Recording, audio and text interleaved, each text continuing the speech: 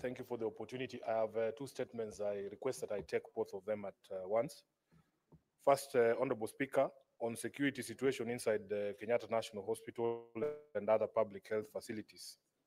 I rise pursuant to Standing Order 53.1 to seek a statement from the Standing Committee on Health on a matter of national concern regarding the security situation inside Kenyatta National Hospital, following the gruesome murder of two patients, one in February and another one in July, both occurring within the same ward.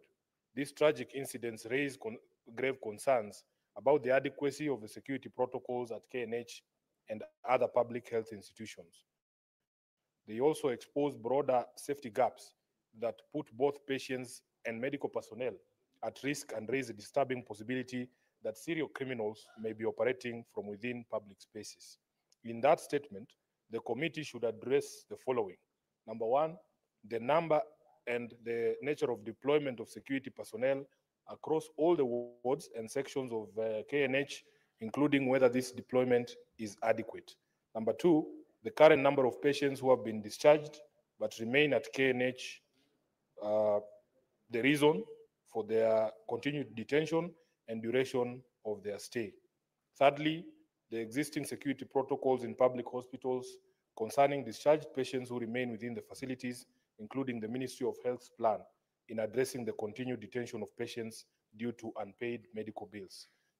My second statement, Honorable Speaker, is on the increase in university accommodation fees. Mr. Speaker, sir, I rise pursuant to Standing Order 53.1 to seek a statement from the Standing Committee on Education on a matter of national concern regarding the sharp increase in the university hostel accommodations fees across public universities over the past 4 years. Mr. Speaker, public universities in Kenya have traditionally offered affordable accommodation to students, particularly those from low-income backgrounds. However, in recent years, the cost of on-campus accommodation has risen significantly, placing a heavy financial burden on students and their families. This increase has had a far-reaching implications, particularly on vulnerable students who are now forced to seek cheaper, often unsafe housing alternatives outside the university premises. Female students in particular, Mr. Speaker, are disproportionately affected and exposed to heightened risks in insecure neighborhoods. This situation undermines not only the right to education, but also the right to dignity and safety for learners. In the statement, the committee should address the following. Number one, the justification behind the increase in accommodation fees in public universities, especially in light of the prevailing economic hardships and the need to ensure affordability and safety for all students. Secondly, the current state of infrastructure in university hostels, including the level of repair and maintenance of existing accommodation facilities. Third, an analysis of the current student populations compared to the available on-campus accommodation spaces and the plans, if any, that exist to expand and upgrade student housing in public universities. And lastly, Honorable Speaker, whether the Higher Education Loans Board intends to revise or enhance student loan disbursements to better support students in meeting essential needs such as accommodation, food, and transportation in view of these increases. I thank you, Honorable Speaker. Senator Chute, Senator from Marsabit County.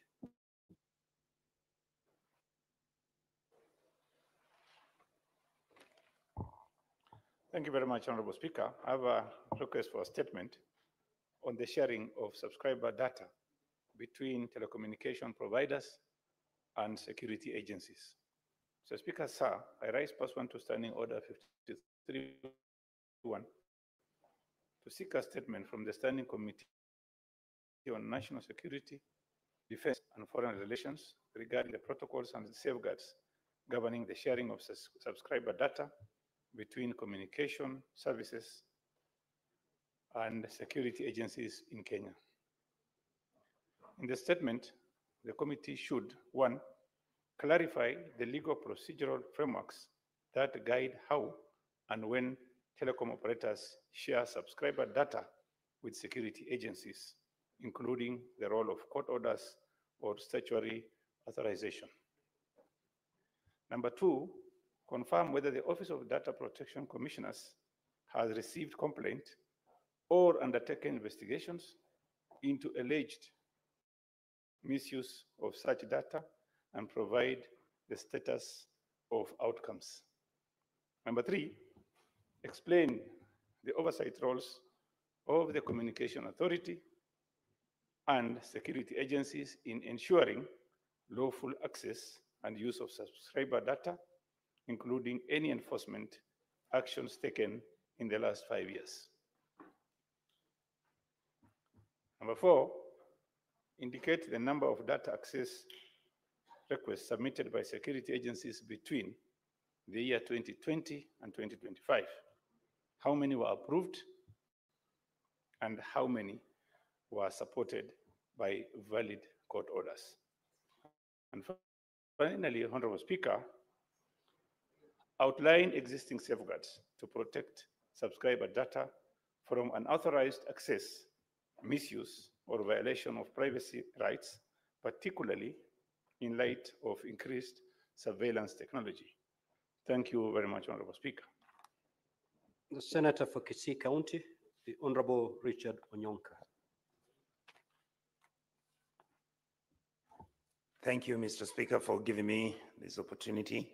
I rise pursuant to Standing Order 53-1 to seek a statement from the Standing Committee on Roads, Transport and Housing regarding the Kenya National Highways Authority, KENHA, recent announcement on the expansion of Kiambu Road into a 4-lane highway and the controversial provision that only Chinese contractors or consortia led by Chinese firms are eligible to apply for these contracts.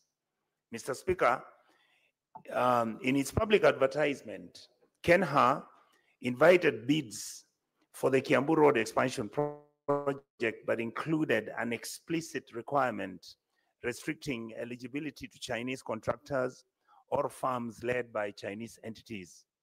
Mr. Speaker, this condition raises serious concerns about the fairness, inclusivity, legality of this procurement process, particularly in view of our constitutional principles on competition, non-discrimination, and value for money in public procurement. In that statement, Mr. Speaker, the committee should address the following. Explain the rationale behind KENHA's decision to limit eligibility for this project to Chinese contractors only, or a consortium led by Chinese firms.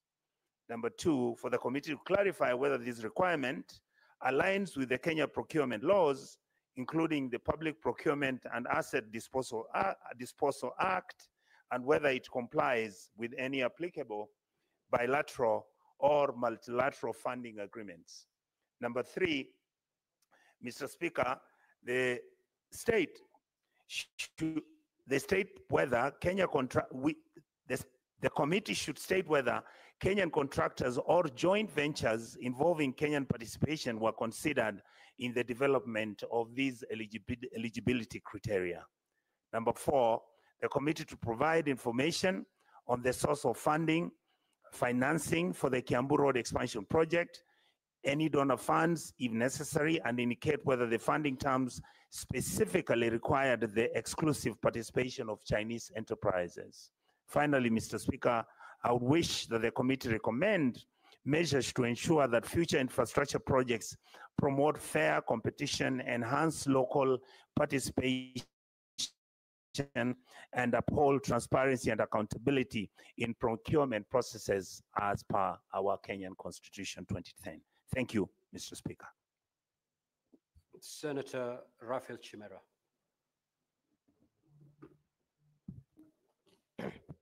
Thank you, Mr. Speaker. Mr. Speaker, this is a request for a statement on the quality and durability of solar energy products sold to residents of Kwale County.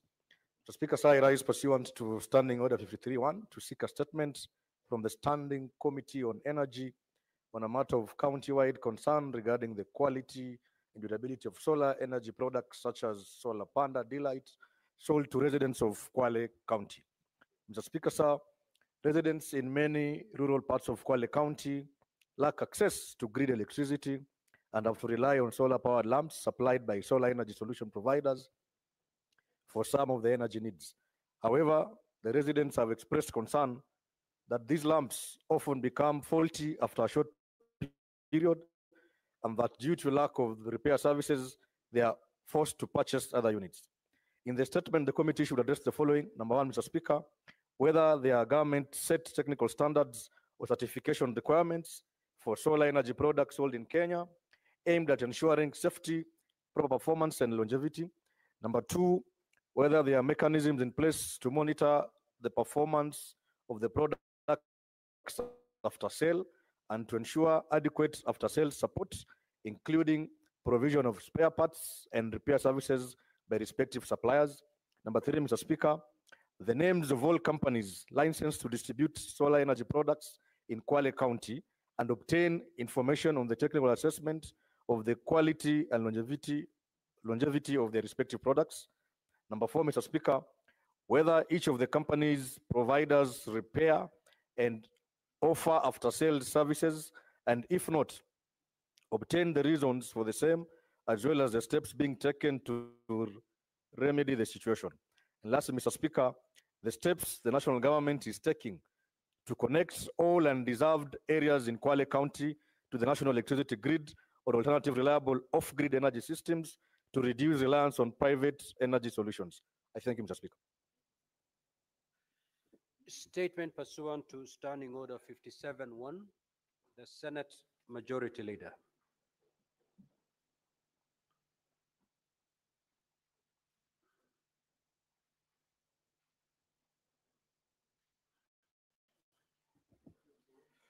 Mr. Speaker, sir, pursuant to Standing Order number 57-1, I hereby present the business of the Senate for the week commencing 29th July 2025.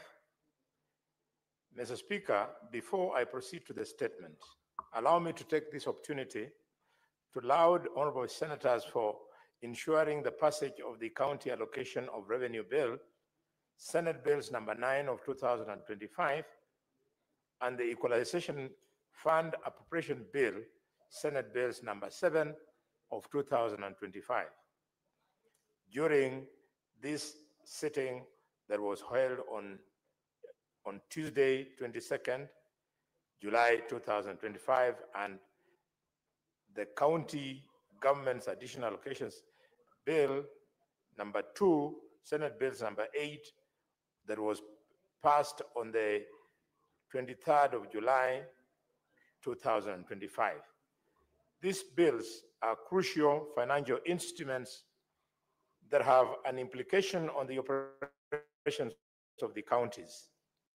I urge that this spirit continues in order to prosecute business before the Senate in a timely manner. However, this is not the end on these bills. I undertake to engage the leadership of the National Assembly to ensure expeditious consideration of bills. Mr. Speaker, as of now, this is the status of legislative business. 1, 55 bills, of which 37 are at the second reading stage and 18 are at the committee of the whole stage, are pending for consideration. 2, 31 motions are pending conclusion. 3, 28 petitions are pending conclusion by respective committees, out of which 19 are due for reporting. And fourthly, 505 statements pursuant to Standing Order number 53-1 are under consideration by the respective standing committees.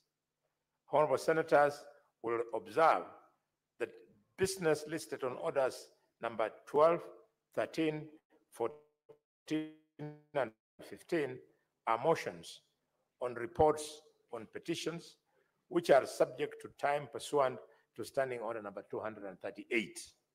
I urge the respective movers of those motions to remain in the chamber to prosecute that business.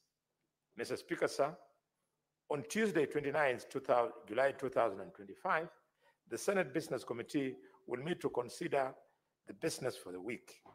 The tentative business for that day will include business not concluded from today's order paper, as well as business indicated on the notice paper.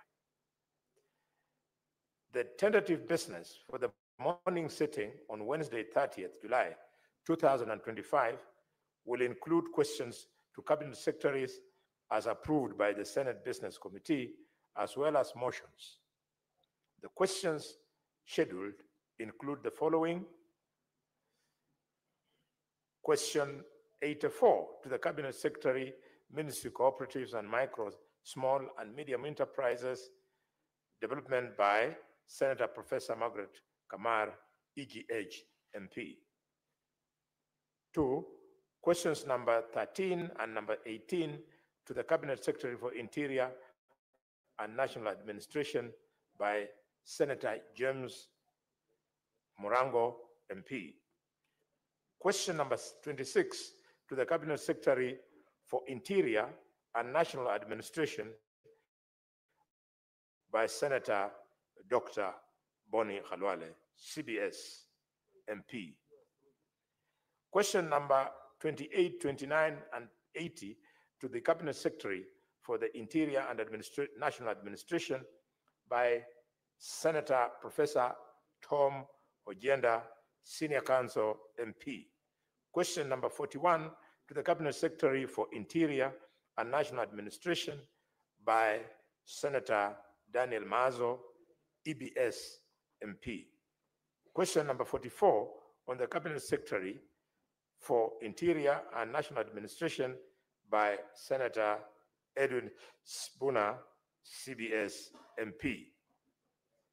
Question number 49 to the Cabinet Secretary for Interior and National Administration by Senator Shakil Abdallah, MP. Question number 51 to the Cabinet Secretary for Interior, National Administration by Senator Catherine Muma, MP. Question number 54, 56, and 59 to the same Secretary by Senator James Lomenen, MP. Question number 62 to the same Cabinet Secretary by Senator Joyce Korir, CBS, MP. Question number 72 to the same Secretary by Senator Kaduri Murungi, MGH, MP. And question number 94 to the same Secretary by Senator Justice Retired Stuart Madayo, EGH, MP. Mr. Speaker, the tentative business for the afternoon sitting on Wednesday, 30th July 2025 will include business not concluded from Tuesday's order paper and the following businesses. A, bills that are at the second reading stage. The county government's state officers removal from office procedure bill, the county government's Senate bills number 39 of 2024, and the street naming and property addressing systems bill, Senate bills number 43 of 2024. B, bills that are at the committee of the whole, namely 1, the early childhood education bill, the local content bill, the street vendors bill, the county library services bill. The labor migration management bill, the sports bill, the public fundraising appeals bill, the heritage museums bill, the environment laws bill, the statutory instruments bill, the county government's elections laws bill, the sports amendment bill, Senate bill number 45 of 2004. And then C, motions. 1, report of the Standing Committee on Devolution and Intergovernmental Relations on its inquiry into the state of markets in Vihiga and Bungoma counties arising from a statement sought by Senators G. Osotsi, MP, and David Wakoli, MP. 2, progress report of the Standing Committee on National Cohesion, Equal Opportunity, and Regional Integration on an inquiry into the diversity and inclusivity in the staff composition of state agencies in Kenya. And 3, report of the Standing Committee on Energy on the county oversight and networking engagements in Wajir County. Mr. Speaker, sir, the projected business for Thursday, 1st July 2025 will include business not concluded for Wednesday's order papers and any other business scheduled by the certain business committee. And finally, Mr. Speaker, I thank you and do hereby lay this statement on the table of the Senate. Thank you, Mr. Speaker. Now, honorable senators, I will allow comments for 20 minutes. If you get the floor, kindly take not more than 2 minutes to contribute. Senator Fernandez, Senator Chirake.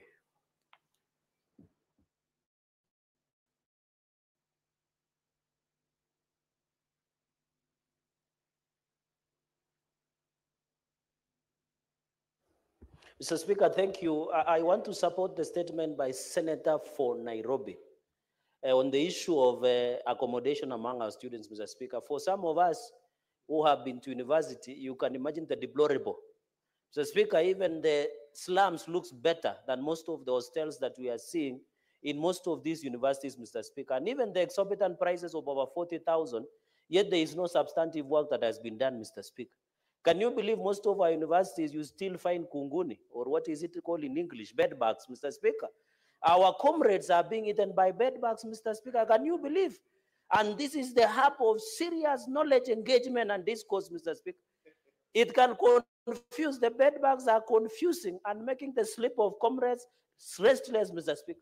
Mr. Speaker, we used to have a say that when the help used to come, you eat like a king. You eat the chicken, then you eat what the chicken eats, and then you eat the chicken itself, Mr. Speaker. So it's very unfortunate, Mr. Speaker. I want to appeal that under the affordable housing program, the government must include the university hostels, Mr. Speaker, to make life bearable for the comrades, Mr. Speaker. I felt very bad that they were demonstrating over basic. In fact, we should be discussing in our universities, Mr. Speaker, about the innovation and scientific issues. Finally, Mr. Speaker, I want to agree with Senator Onyonga on the issue of Chinese, Mr. Speaker. I had a legislative proposal that contracts above 1 billion, below 1 billion, Mr. Speaker, should exclusively belong to Kenyans, Mr. Speaker.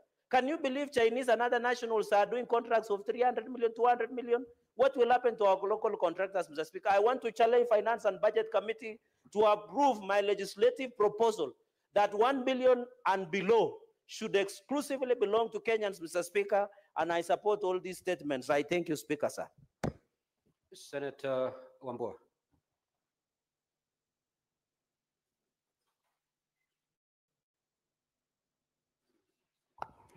Thank you, Speaker. Mr. Speaker, I rise in support of the statement by Senator Sifuna on the matter of the cases of killings happening at Kenyatta National Hospital. The Speaker, it is a very, very sad situation that the biggest teaching and referral hospital in Kenya, where patients are supposed to feel safe and secure, they are now living under fear because they don't know who is the next to be attacked within the facility. The Speaker, something needs to be done and be done very, very quick to salvage the image of that institution. The Speaker talking about safety. The Speaker, even in our own precincts in Parliament, the Speaker, I had an incident this afternoon. I was sitting having lunch with a colleague, and somebody walks to us and says to me that, "You look familiar. Are you a member of some funny organization that he mentioned? I don't know which one." I said, "I'm not." And he says, "I'm sorry, I thought you were the one." And he goes, Mr. Speaker, we also need to ensure that members within the precincts of Parliament are also safe. We are having a lot of people accessing the precincts of Parliament, which is okay, Mr. Speaker, but it should be done in a way that we are also safe and secure. We don't want a situation like the ones happening at Kenyatta National Hospital to happen within the precincts of Parliament. The Speaker, that should be taken very, very seriously. I thank you, Mr. Speaker. Senator Bone. The issue raised by the Senator of Nairobi on the cost of accommodation at the university is very serious. In fact, Mr. Speaker, I would like that the committee goes further and looks into the new funding model. Mr. Speaker, the new funding model, when universities heard that that model has been brought into effect, they responded by raising the fees. Allow me, Mr. Speaker, just to bring to the attention of the House. I've been pursuing this disaster, and I've found that faculties have increased school fees by as high as 138% in the Faculty of Engineering, 105% in the Faculty of Veterinary Medicine, as high as 81% in the Faculty of Medicine, and so on and so forth. Mr. Speaker, the net effect is that the cost of university of education, whereas the old model was allowing parents to pay that small fee, but with this increment, even with the government paying the higher fee, using the means of testing, children are not able to pay. We have to look at it critically and ask ourselves, do we want this to be a country of people who come from the wash background, or do we want a country that will have young professionals like Eddie, good education, a guy who Senator Kavindu. Senator Kavindu. Asante Bwana Spika kwa kunipa fursa hii nichangie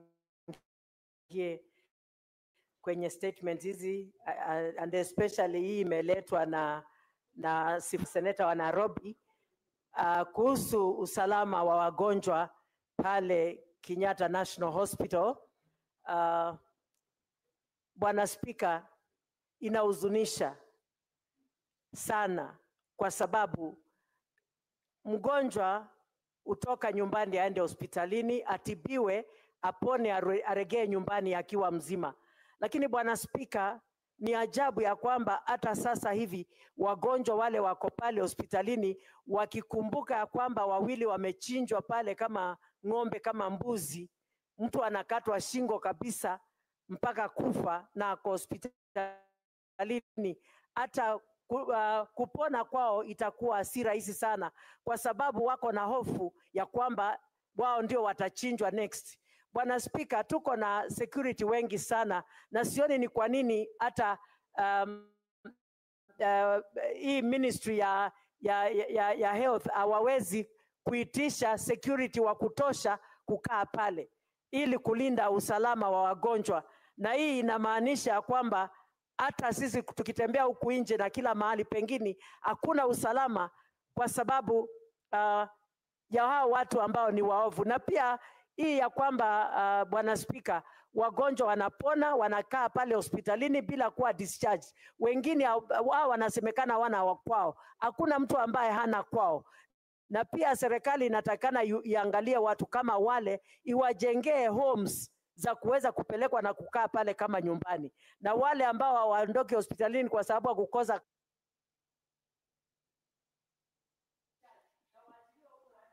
Senator Chute.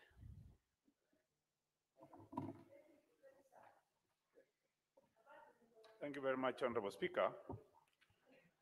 I rise in support of the statement by Senator Onyonka. Honorable Speaker, he brought up some very important issues.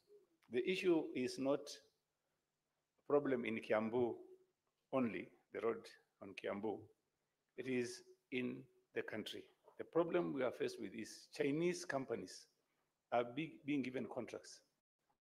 You can find Chinese traders doing some work, doing in markets like Chuka, Meru, Marsabit, Chinese. And Honorable Speaker, there is an issue brought by Cherkey. He says anything above anything below 1 billion should be done by locals. Honorable Speaker, I want to, the companies that are working in Kenya today on roads and building are mainly Chinese. And if you look at those companies, Kenyan companies who are working in Kenya, have got pending bills to the tune of, in the counties, about 156 billion. Nationally, 426 billion. Most of these monies are supposed to be paid to local contractors. The Chinese contractors can afford to wait for the monies because they are being financed by their governments. What about the local contractors? They are suffering. Honorable Speaker, the other days there was riot in Kenya. The shops were looted. People are complaining about shops that are looted. Unfortunately, that is a problem, yes. But after a few days, the insurance compensated them. Honorable Speaker, local contractors are being given jobs and they are not being paid. There is no insurance that will pay for monies that are supposed to be paid by the government. So, Honorable Speaker. Senator Richard Onyonka.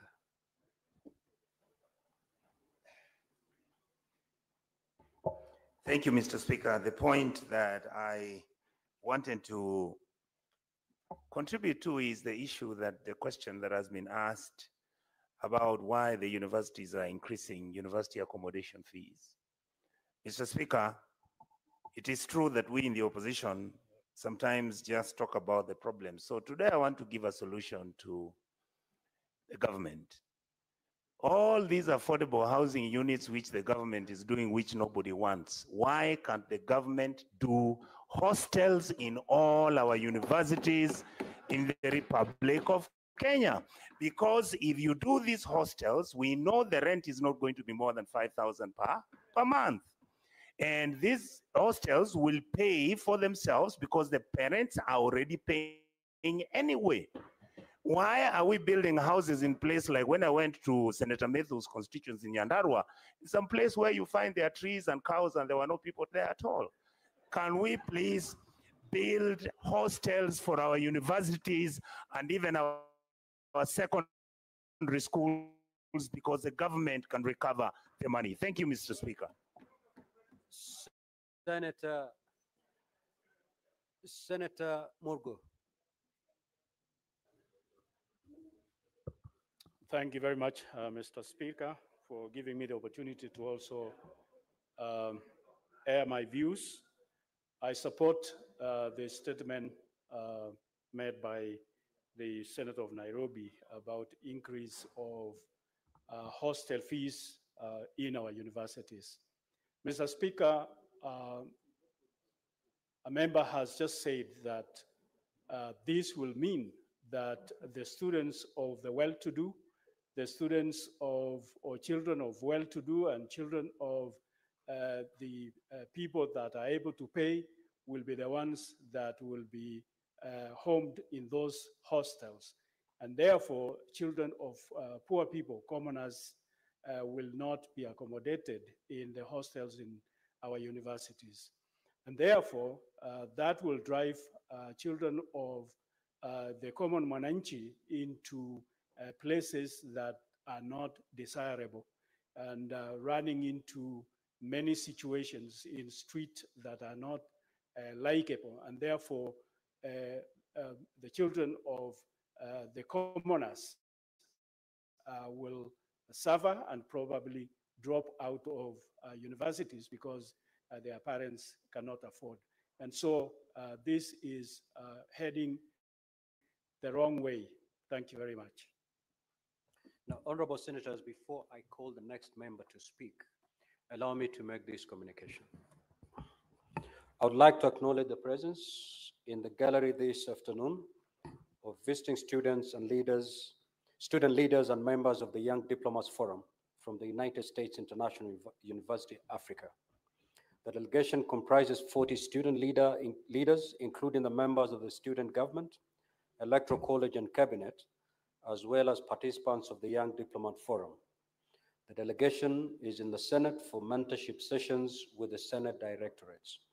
Honorable senators, in our usual tradition of receiving and welcoming visitors to Parliament, I extend a warm welcome to them And on behalf of the Senate and my own behalf, wish them a fruitful visit.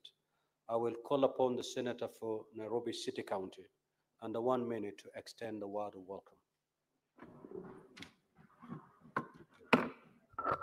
Thank you, Speaker.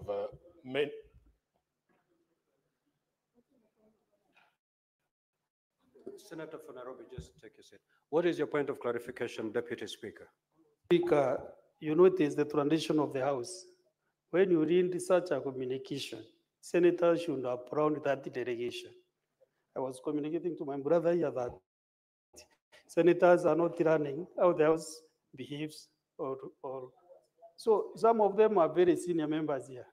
Nobody is stamping. It's only me who did it to speak. I'm very happy indeed. Very, very happy. Because that is the tradition of Parliament. You've made your point clear. Thank you, Mr. Speaker. Thank you for passing that information to your colleagues. The Senator for Nairobi City County, you may proceed. Thank you, Senator. Speaker, I want to alert the Senator from Meru that there is another tradition that when delegations come to visit us, we must buy them lunch. And now that you have insisted on the traditions of this House, the students from the USIU must know that lunch today will be from the Senator for Meru. Honorable Speaker, yes. And if he tries to feed you any brown beans, tell him in Nairobi only recognize KFC. So, Honorable Speaker, I want to take this opportunity on behalf of the House to welcome the student leaders from USIU. Indeed, I have many friends from USIU, this institution. My liaison officer, Karen, is one of those people who has maintained close relationships with this university. Honorable Speaker, it has produced some very good young people. My own brother went to USIU. It is one of those institutions that has exemplified itself in putting out young people who are able to take this country forward in terms of their contribution. We are discussing a very important issue about student accommodation in public universities. At least for you, Honorable Speaker, there has been a lot of investment from private funds to put up accommodation, student accommodation, especially at these private universities. You know about Kwetu hostels, you know about Nyumbani and the others.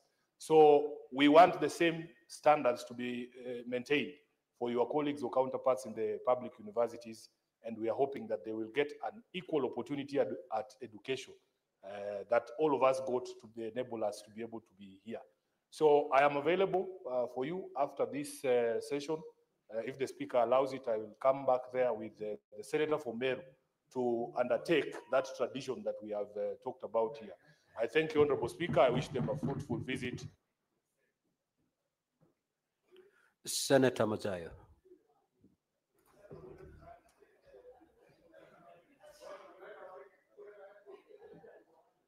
Asante mstahiki Spika.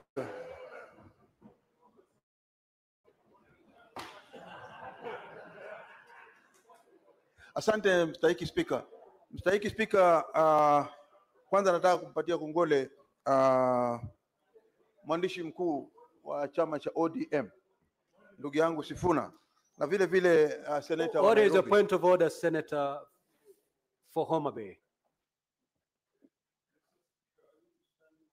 Mr. Speaker, the 10 years I've been in this House, I've never seen money change hands so openly, so brazenly on the floor of this House.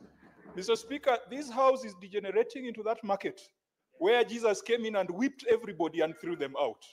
Mr. Speaker, could you declare the Deputy Speaker to be completely out of order for flashing money, crossing, coming across the aisle, handing over money to Senator Sifuna? We do not know for what reason he's handing over the money. Maybe he's bribing Sifuna to go and burn the House again tonight on TV. Mr. Speaker, could you just declare that habit completely out of order? We cannot be doing money exchange in this House. We cannot be doing those things that Senator Rulo was calling Sokohuru in this House. It is completely demeaning and unbecoming, Mr. Speaker, for us to be flashing and doing commercial transactions in this very hallowed chamber. Senator for Homa Bay. Unfortunately, the Speaker did not see it. And for me to rule on that matter, it requires evidence. And you know, if you need to require evidence, you know the route we'll take. We'll have to put the Deputy Speaker under oath so that he can also defend himself, a route that is not that desirable. So let's leave the matter where it is. Proceed, Senator Mazai. Asante mstahiki Spika. Mstahiki Spika, kwanza nataka kumpatia kongole ndugu yangu Sifuna kwa sababu ya kuleta hii taarifa ambayo inahusikana na mambo ya ulinzi ndani ya Kenyatta National Hospital. Bwana Spika, kama kuna hospitali kubwa ndani ya Kenya ambao kila Mkenya anaitegemea, hata akiwa mgonjwa katika kama ni kule tunaita Makadara ambao ni Coast General Hospital, ama akiwa mgonjwa huko akiwa Kisumu, ama akiwa Northeastern, sote tunategemea hii Kenyatta National Hospital kama hospitali ambao iko na madaktari wa kudumu, wale madaktari ambao wanajua kila kitu ambao wanaweza kutibu huyo mgonjwa. Leo hii ni jambo la kusikitisha kwamba mtu anaweza kukatwa kama kuku, kichwa kinakatwa, kinatolewa, na alafu huyo mtu aliyefanya namna hiyo hawezi kushikwa akapelekwa kotini, ama akashikwa ama akaonekana na kila mtu. Mpaka hivi juzi wameshika mtu ambaye hatujui kama ni yeye ama si yeye. Huyo mtu ameshakataa hiyo maneno, akasema si yeye. Sasa tunauliza kitu kimoja, tunataka Bwana Spika, tunataka serikali jambo kama hili na hii komiti ambayo itapewa hii taarifa ili iweze kuchukua hatua na kuangalia ni nini. Bwana Spika, ni jambo la kusikitisha hivi sasa tukisema ya kwamba hakuna utetezi wa aina yoyote kwa wagonjwa ndani ya Kenyatta National Hospital. Nataka hatua ichukuliwe haraka iwezekanavyo ili wale wagonjwa yoyote atakaye kwenda pale awe ana uhakika wa maisha yake na ugonjwa wake atatibiwa kisawasawa na atapona na atarudi nyumbani. Asante Bwana Spika. Senator Kisang.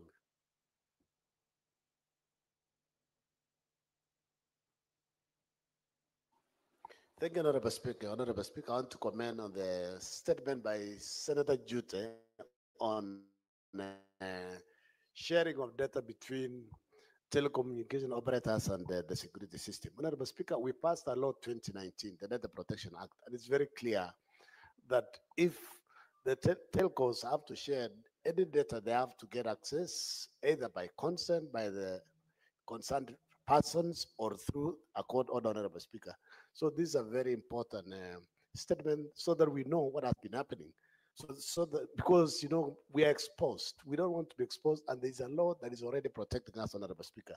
Honorable Speaker, the second statement I wanted to comment on is the one by Senator Onyonga, Honorable Speaker, that between Mudaika and Kiambu, they want to do a dual carriage, and it is the tender is restricted only to Chinese. Honorable Speaker, about 2020 or so, we passed a law both in this House and National Assembly that all contracts or tenders that are below 1 billion should be reserved for the locals. But even if it is above 1 billion, it is open. You don't restrict to foreigners, Honorable Speaker. This is something that we need to find out how else can our contractors grow if we continue giving all big contracts to foreigners, Honorable Speaker. We need to grow our own homegrown. Safaricom is a very huge company that's owned locally by Kenyans. They need to invest. An entity, pension funds like Lab Fund, Lab Trust, even NSSF, they should be doing these tenders instead of giving to foreigners, Honorable Speaker. Thank you. Senator Kajwang. Mr. Speaker, I rise to contribute to this request for statement that was placed by Senator Onyonka. The debate in this House might give the impression that we are xenophobic and we are against Chinese investment and Chinese contractors. That should not be the impression. I think the key concern is ring-fencing critical infrastructure projects that can be done by locals. Mr. Speaker, we must promote local contractors. We must promote local industry, because the problem with contractors coming from certain jurisdictions is that they are the ones who start with a feasibility study. They do a feasibility study and come and tell us that this can be done. They go ahead and do the design. They go ahead and do the financing. They go ahead and get their companies to do the implementation. And all the materials also come from those nationalities. That is not the way of building an economy. We need to build roads. We need to build railways. But the raw material must come from this country. The labor element should come from this country. Mr. Speaker, it is sad if for a road project, you find that the insurance for products is being underwritten in foreign countries. The financing and interest and the value that comes out of it comes from foreign countries. Mr. Speaker, I agree with Kenya's political position on geopolitics, that we face neither east nor west. We face forward, but we need to be careful about being boxed and about ring-fencing jobs and contracts that can be done by locals. And I hope that the committee will expand their inquiry beyond China and look at arrangements with the Americans, arrangements with the British, particularly when it comes to military procurement and military supplies. Mr. Speaker, we must believe in this country and we must support our local entrepreneurs and industry. Thank you. Senator Abbas. Thank you, Honorable Speaker. Honorable Speaker, I want to support, contribute to the statement by Honorable Sifuna. Honorable Speaker, I think increasing the cost or living of or rents for the students is actually going to be very dangerous. And it's going, you know, universities, all people converge from different corners of this country, and most of the students cannot even afford housing. And many of them now will end up into, you know, living into formal settlements, and they adapt a lot of funny characters. So most of them, because they are not even exposed so much to life in Nairobi. And therefore, many will be now prejudiced even their life. You see, many ladies are now, young ladies are being killed in the hostels, fine hostels and hotels and lodges. So I think it's increasing this, the rents, I mean, the hostels money is not proper. And I think it's advisable that currently we have so many low-cost houses being built. The university now should be given some of these houses so that they can be able to provide a subsidized accommodation to the university students. Also, I want to support the settlement of Honorable Chute. Honorable Speaker, these days we have what we call data communication authority. And therefore, we need to protect the data of all communication that has been done by the people. I think we need this also, this constitutional right to have privacy for all the data that we have. These days, you see many people have been kidnapped and they're in the funny places and they've been taken all corners of the world, of the country. And therefore, as a result of that, we need our data to be protected. Thank you, Mr. Speaker. Senator Endokech, Senator Catherine Muma. Thank you, Honorable Speaker, for the opportunity to contribute to the statements, and I'd like to contribute to the two statements by Senator Sifuna. Honorable Speaker, the national government is in charge of very few, less than 10 facilities. It is so disturbing that Kenyatta National Hospital will be in the state in which it is, and that it will be that unsafe that people would be murdered in that institution. Mr. Speaker, even beyond that, the physical state of the Kenyatta National Hospital is actually, in some instances, even dangerous to patients who are in that hospital. Mr. Speaker, I have forwarded one of the videos taken by a patient from that hospital to the Forum of Senators to just see the deplorable situation in which Kenyatta National Hospital is, and yet it is assigned about 500 million yearly towards maintenance. It has a higher budget than counties combined, and we need to call them to order.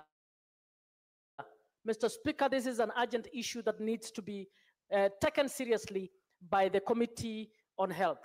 On the issue of hostels, I totally support what Senator Onyonka says, that as we create and increase more universities, we need to have intergovernmental conversations to ensure housing development is prioritized for universities and a standard charge is given per households and rules put in place to ensure that the most needy children or the most needy learners get the first priority to go to those.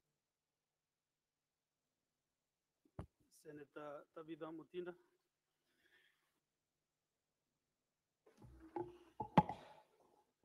Thank you, Mr. Speaker. And I rise to support the statement by my Nairobi Senator, Senator Sifuna, in regards to the security issue at Kenyatta National Hospital, Mr. Speaker.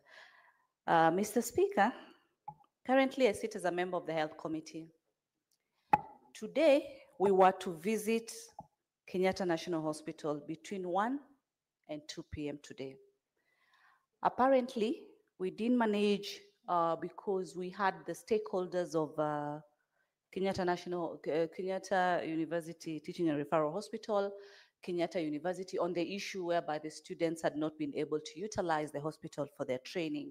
And it has really taken quite our time, but we had seek permission from the Speaker to visit Kenyatta National Hospital today to be able to look into this issue.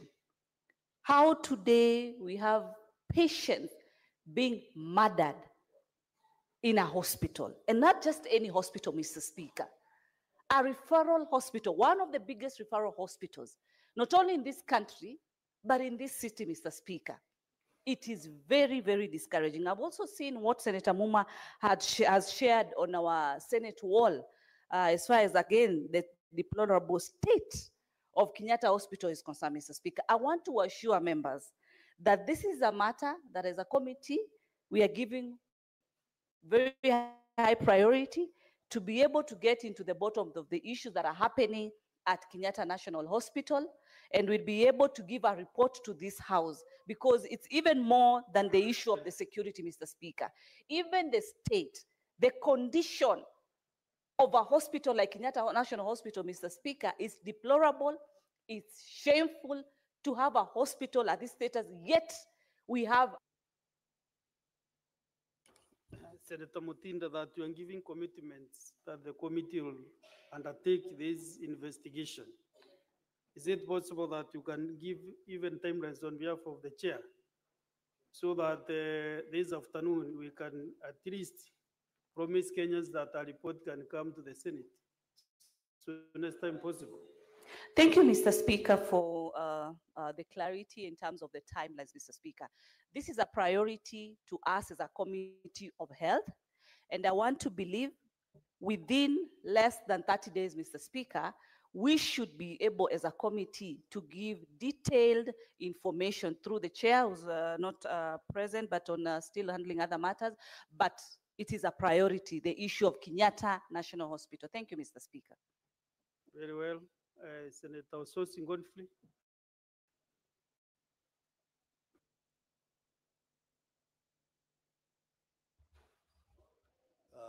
Thank you very much, Mr. Speaker. Mr. Speaker, I want to make comments on the statement by Senator Chute on the sharing of subscriber data, telecommunication subscriber data with the security agencies. Mr. Speaker, this statement is a very important statement, and I think it has been raised before in this House, issues to do with data privacy. I think the Committee of ICT should go into the deeper details of what happens, because the law is very clear. The Data Protection Act is very clear that yes, the security agencies can access private data, but they must get the go ahead from the courts. They must have a court order to be able to get such data, but for security reasons. But now if we allow security agencies to have a free access to subscriber data, we will be violating the rights, privacy rights of our citizens, and And that is not something that our constitution envisages.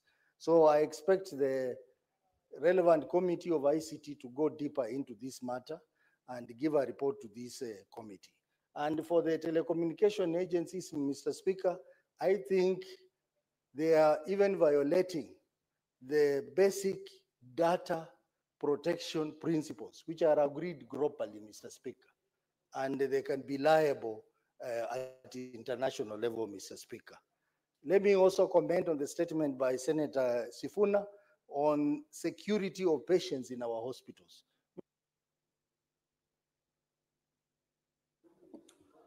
Senator Wakili Hilary Kiprotich Sigei.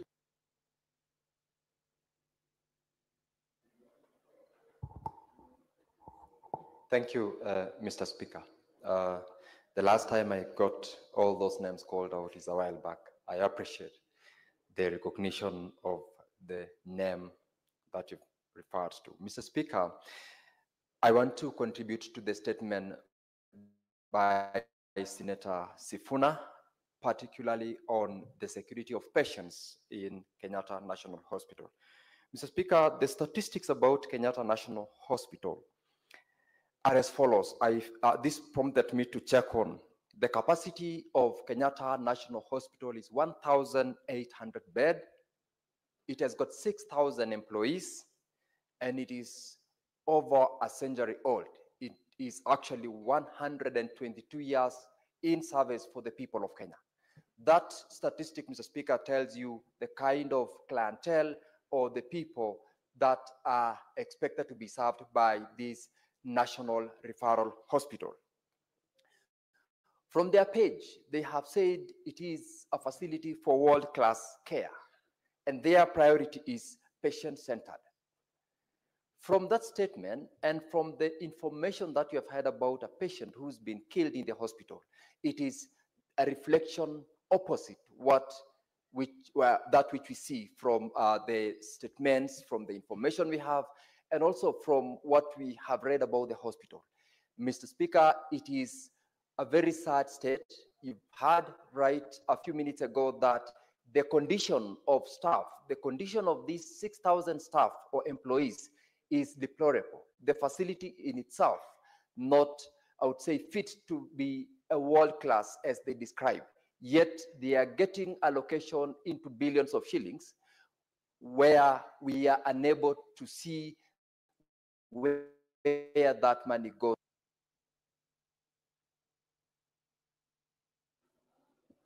Senator Sigei, I have some sympathy with you, but I can't help at this point.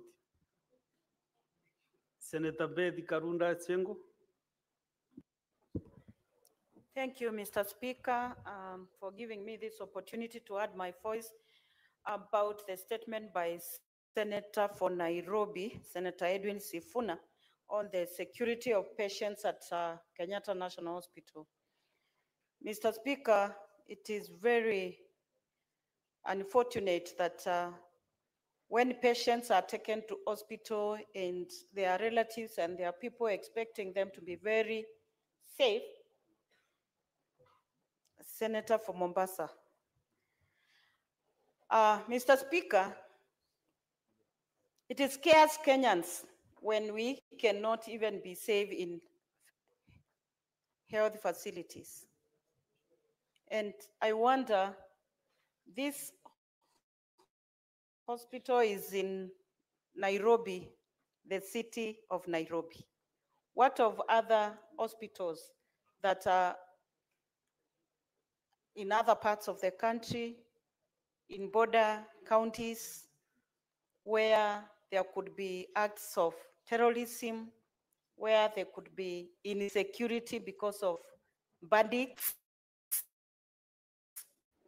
If we be unsafe in Nairobi, where else can Kenyans be safe? It is very unfortunate.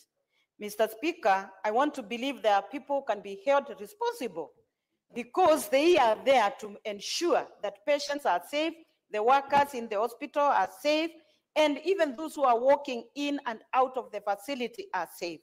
It is very unfortunate that patients are killed where they have gone to seek medication where they have gone to get well again, and then they are dying from that. I want to request the security apparatus to ensure that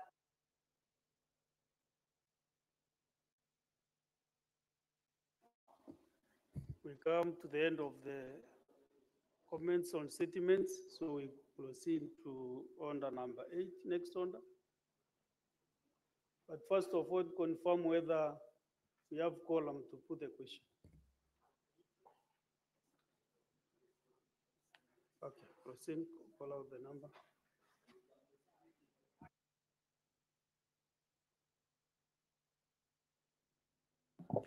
Order number 8, motion.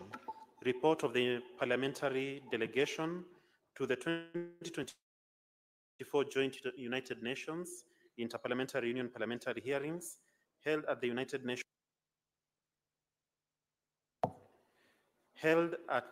Nations headquarters in New York, United States of America, from 8th to 9th of February 2024. Resumption of debate interrupted on Wednesday, 23rd July 2025, morning sitting. Question to be put. Thank you, Senators. Now that we have quorum, I want to put the question that the Senate knows the report of the parliamentary delegation of the 2024 Joint United Nations Interparliamentary Union parliamentary hearing held at the United Nations headquarters in the New York, United States of America, from 8th to 9th February 2024, laid on the table of the Senate on Tuesday, 17th September 2024. Will as many as of that opinion say aye? Will as many as of that contrary opinion say nay? Ayes have it. Next order. Order number 9, motion. Approval of sittings of the Senate to be held in Busia County.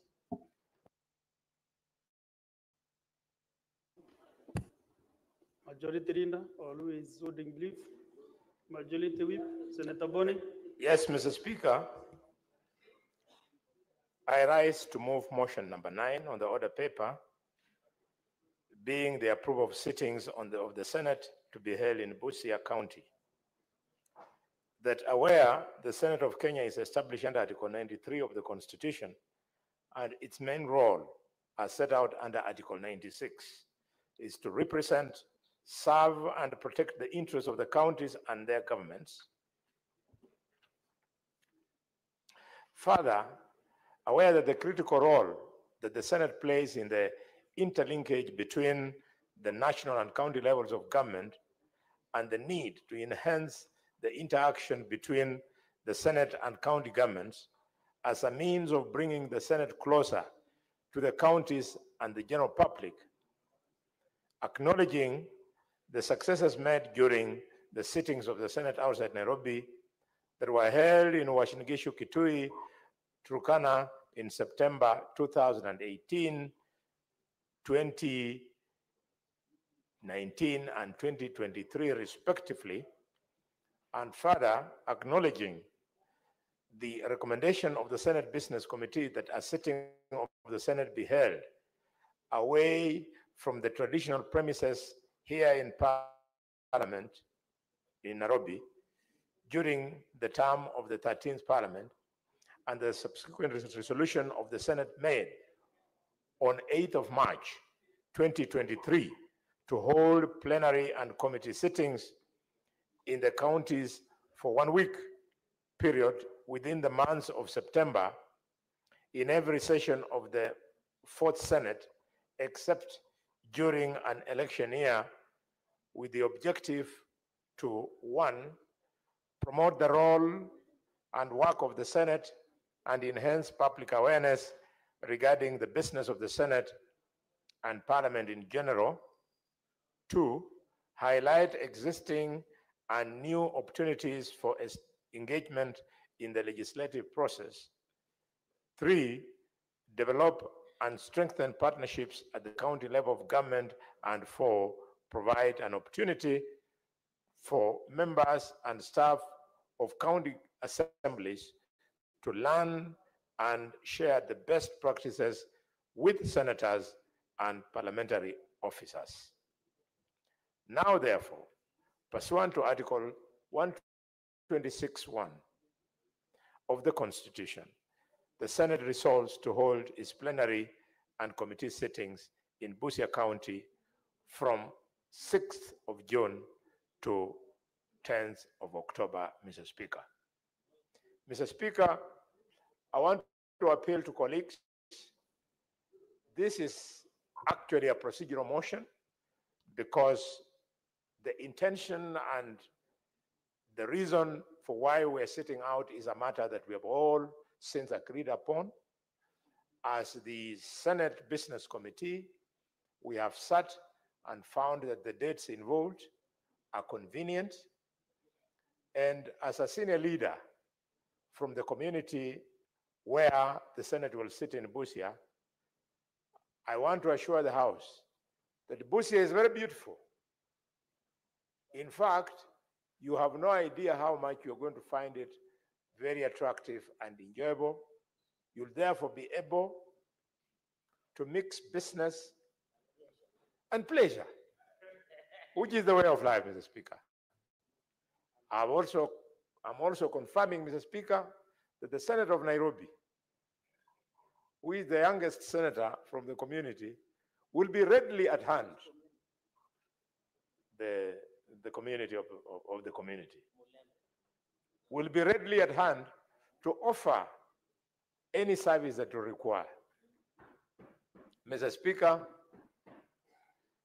needless to mention, Senator Okiya Omtatah, the Senator of Busia, who is a presidential candidate, who up to now is yet to launch his bid,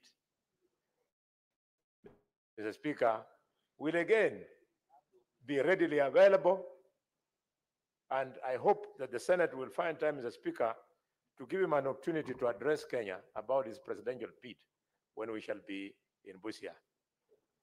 Mr. Speaker, every time I look at him, he talks presidential, looks presidential, but he doesn't walk presidential. So, Mr. Speaker, Mr. Speaker, Mr. Speaker, therefore, I want to encourage the House on your way from the airport to Busia, you'll be spoiled for choice. You can choose to land in Kisumu International Airport. You can choose to land in Eldoret International Airport. You can choose to land in Kitale. And more importantly, Mr. Speaker, you can land at the heart of the land of bullfighting and gold mining in Kakamega at Iwichina Airport. Although I'm not too sure, because the ministry has been slow on the maintenance of that airport, is one of the many reasons why I am very unhappy, Mr. Speaker, with the pace at which the government is trying to access this community that will be hosting you with development. You know, Mr. Speaker, in politics, the people who opposed you and your formed government, as a presidential candidate, I know you might have that opportunity. So take this from me. The people who oppose you when you want to be president, after you become president, when they want development, they come and beg and kneel so that you can change your mind and give them development. But the people who voted for you, when they come for development, they don't beg for it. They demand for it. Yes, I know why Omunyoro is cheering me, Mr. Speaker. Mr. Speaker, I did not have Mrima on the mind. I was having Western on mind. We want to aggressively push parliament, government, so that even as they service the rest of the country, they must start with the areas that voted. I'm not a proponent of shares, because the proponent of shares is far removed from... Let me offer some guidance. Yes, Mr. Speaker, sir. Members of this House are the beneficiaries of this trip to Busia. So as you move this motion, members, I can see they are now getting lost. What are they expecting in Busia as in devolution? What do we need to cover? Because we are talking of devolution, we are going to Mashinani to see what is happening in Busia as a Senate. So now when you digress and go to voting and all these things, presidential, so can you stick to, especially when you are moving the motion, let the members benefit from you as the move of the motion. As a non-member, of course, you know these games. You should be able to, even myself, the speaker, convince me that what you are moving is exactly what is in the motion. Indeed, Mr. Speaker, I'm guided, but just with a little bit of patience. I would have announced to you that we have shared roles in this motion. The gist of the motion, I've decided to leave it with the senator of Busia, who will be second me on this motion, so that he can go into the details. However, as you come to Busia, you are coming to terms with the history of the political terrain of this country. It is in Kisii, and not in Kisii. It is in Busia, Mr. Speaker, where senators will discover that the first aircraft to crash with members of parliament, including ministers, in this country was in Busia, where we lost ministers, and one of my heroes, political heroes, Mother Karua, survived, Mr. Speaker. Younger senators like Cherargei will not understand why Mother Karua is a hero, but one day he will read the history of this nation. Mr. Speaker, in Busia, you'll have an opportunity to see the challenges of the one-stop border post, Mr. Speaker. The one-stop border post in Busia has literally killed businesses in Busia, because Busia is a border town, and one area where we were making a lot of money is through the business of clearing and forwarding. Mr. Speaker, when the Committee of Health comes to Busia, they'll see for the first time how far ahead Kenya is in rolling out health services, because Busia County Hospital treats almost 45% of the patients there are from Uganda. We don't mind, Mr. Speaker, because those 45% are not strangers. They're just the Luyas on the other side. Anytime I see you intimidate me, Mr. Speaker, I always say, you know, I have a choice of being a Kenyan or a Ugandan, Mr. Speaker. Mr. Speaker, when you come to Busia, you'll see with your own eyes how hardworking and innovative Kenyans are. It is in Busia that the modern African mode of transport called boda boda, it's where it was born. In fact, Mr. Speaker, I'll advise members to use the traditional boda boda of Busia. Was not a motorbike. Mr. Speaker, it was a bicycle. And how things change. I remember when I was in the National Assembly,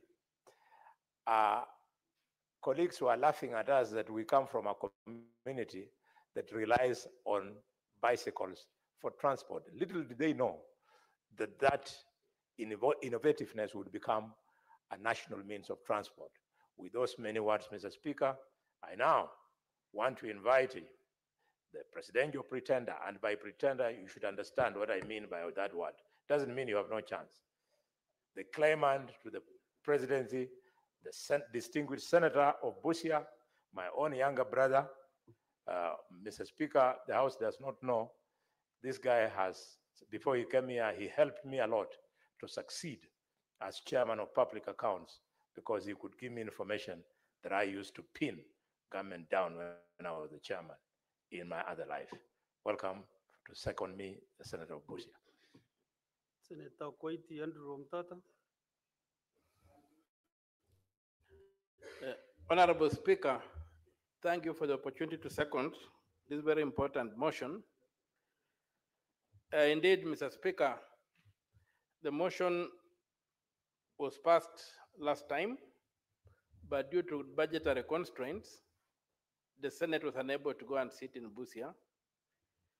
This time, I hope we'll not hit the same boulder or the same iceberg, but as the indomitable bullfighter, the Honorable Senator from Kakamega has said,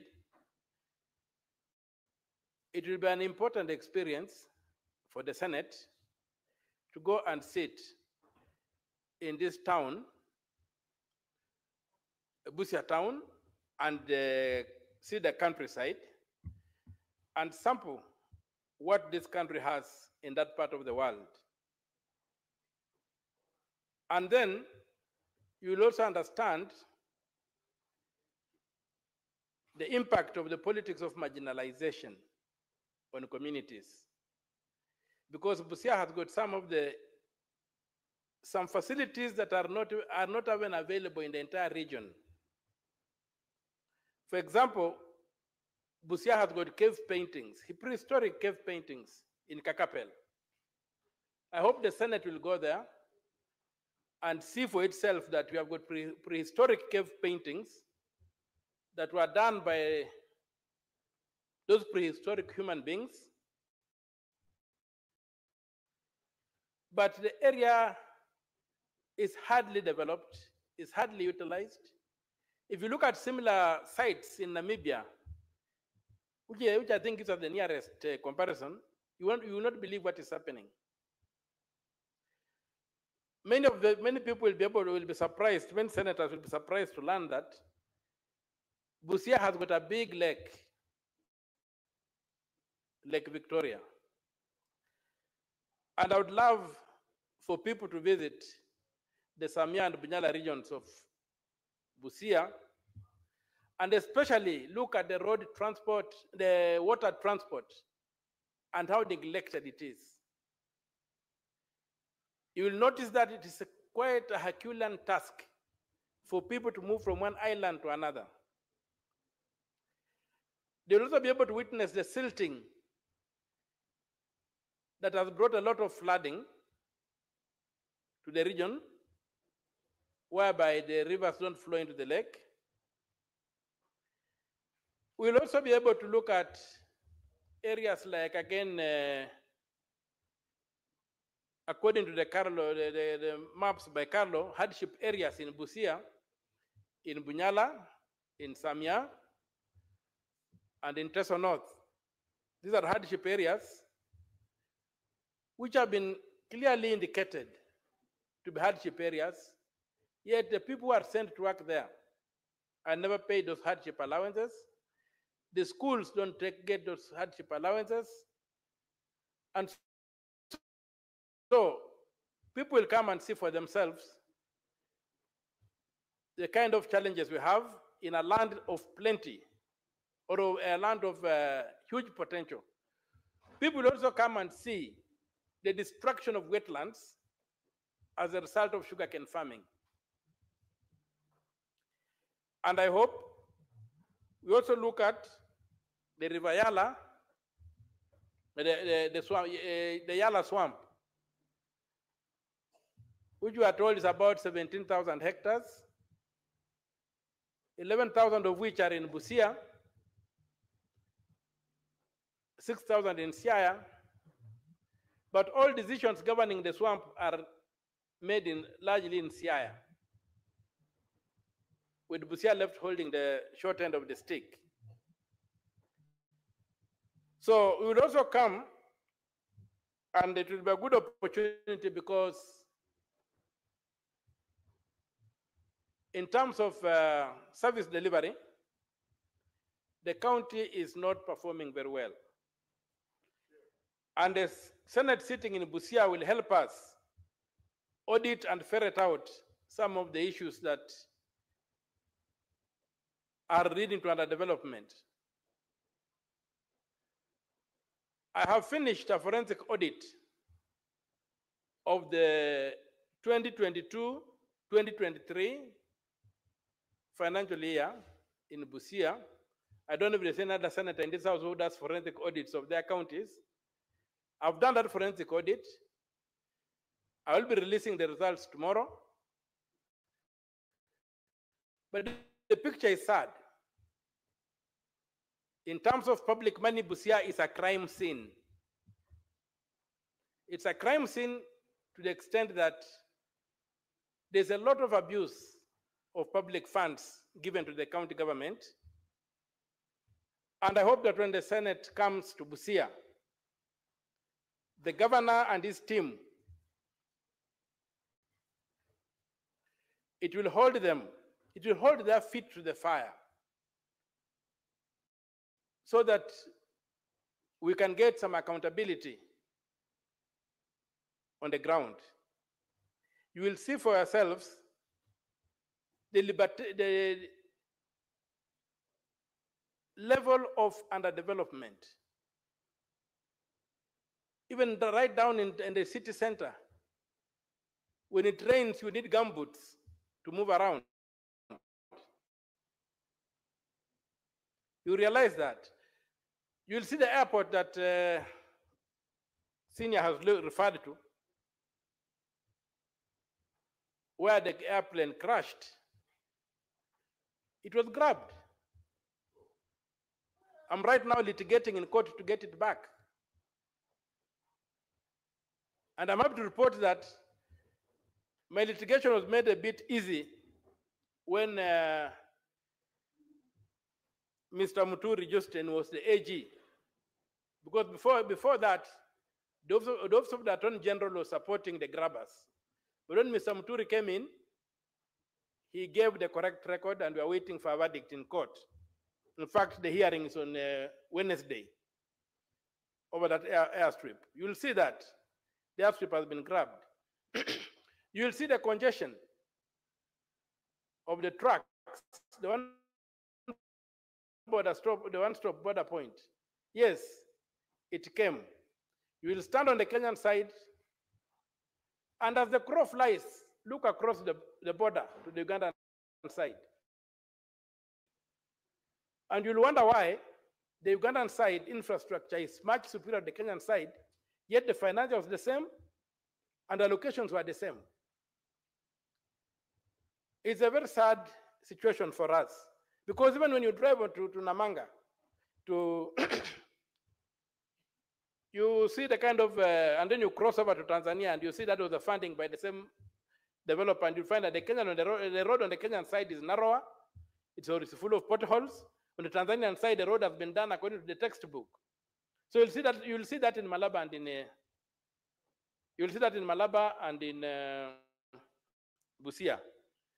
There is also a border crossing point in Busia that was gazetted years ago. We are having a webinar today. People from Busia were discussing it. It was gazetted. The Ugandan side have done the infrastructure. The Kenyan side is nothing. It would have helped ease the congestion that we usually experience in those towns. So you wonder what is happening and why did we gazette those kind of things? It's also been noted that Busia is the only part of Kenya that had the great apes. Or in Swahili they are called Sokwemutu. The great apes in Atasoy they are called Ichom. And there's a place called Ngelechom, we are in the land of the great apes. When you look at it, sometime in 1952, the colonial government excised some land, about 300 acres, for the preservation of the apes. That land has been encroached on, all the trees have been cut away. The apes have moved to Uganda, to the Bwindi impenetrable forest. They have abandoned Kenya. You will see that vast land sitting there, and maybe the Senate will have a chance to look at it and say, what do we do with this land? I've been engaged in a very active recovery of that land, trying to push away the encroachers who wanted to turn it into sugarcane farms. And these are the unique things because people are going to Uganda to see great apes. We had them in Kenya, but we have not just looked at them. Now look at what kind of potential is that for tourism? You have a lake, you have prehistoric sites, you have got the great apes, but the place is that poor. Nobody cares about it. Some of these things don't require the guidance. Some of these things are national. The governor just came in the other day. We have had independence from 1963. Why were they not developed like other parts of the country? Yeah, was it an idle talk when Idi Amin said that the border of Uganda is in Naivasha? It was not, because that area was totally neglected. So we need to look at historical injustice. Of course, the governors have committed their sins, but their sins are not the original sin. Their sins are basically transactional. They are not structural. You have structural sins in this country that need to be addressed. So when you come to Busia, you'll be able to see what we are talking about. Of course, the governor will have to be held to account, and I will want them to hold him to account. And as I said, I'll be releasing my report, my forensic audit report tomorrow, and you'll see what I've unearthed, and I will urge every senator to try and do the same. To try and do forensic audits on the accounts of their county governments. And you'll see the kind of problems we are facing. So, Mr. Speaker, sir, I'm really excited, I'm really happy, and I'm prepared to host the people of Kenya in Busia. And by the Senate going to Busia, it underscores my statement that no senator is a senator of a county. Senators are senators of the Republic of Kenya, but they come from counties. Yeah. In fact, nominated to have bigger constituencies. So, when we come to Busia, you will be coming as senators of Kenya to Busia, but Mr. Speaker said you will come as a senator of Kenya from the great people of Meru. You will not come like the Senate of Meru. In your oath of office, Meru never appeared. But in your governor's oath of office, Meru appears. So when you come, you are coming as a national leader with the full rights to be in Busia as the senator of the Republic of Kenya from Meru, and you can ask any question. That's why it's very important that this House adopts the correct physiology when referring to senators, and the National Assembly does equally the same. This business of saying that senator of Nandi, but the senator of Kenya, when he votes here, he makes a law that covers the whole country. If he blocks a law here, the entire country does not get that law. So we must get the correct physiology to give ourselves the mindset to understand who we are. We cannot deliver on our mandate if we don't know who we are.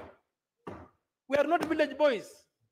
So by coming to Busia, you'll be coming as senators of the Republic of Kenya who have got every right to be in Busia and to exercise authority. My governor of Busia cannot even go and say anything in Siaya. He's a foreigner there. But Cherargei can go to Wajir and gorge and charge and grow and do everything else to do there. So let us get the correct physiology of who we are. And this is an opportunity to understand that. I really get offended when we talk of a senator of Nairobi. How? Mr. Sifuna, yes, the things he does in this country is for the whole country, for the whole nation. He just happens to come from Nairobi, but he's a senator of the Republic of Kenya.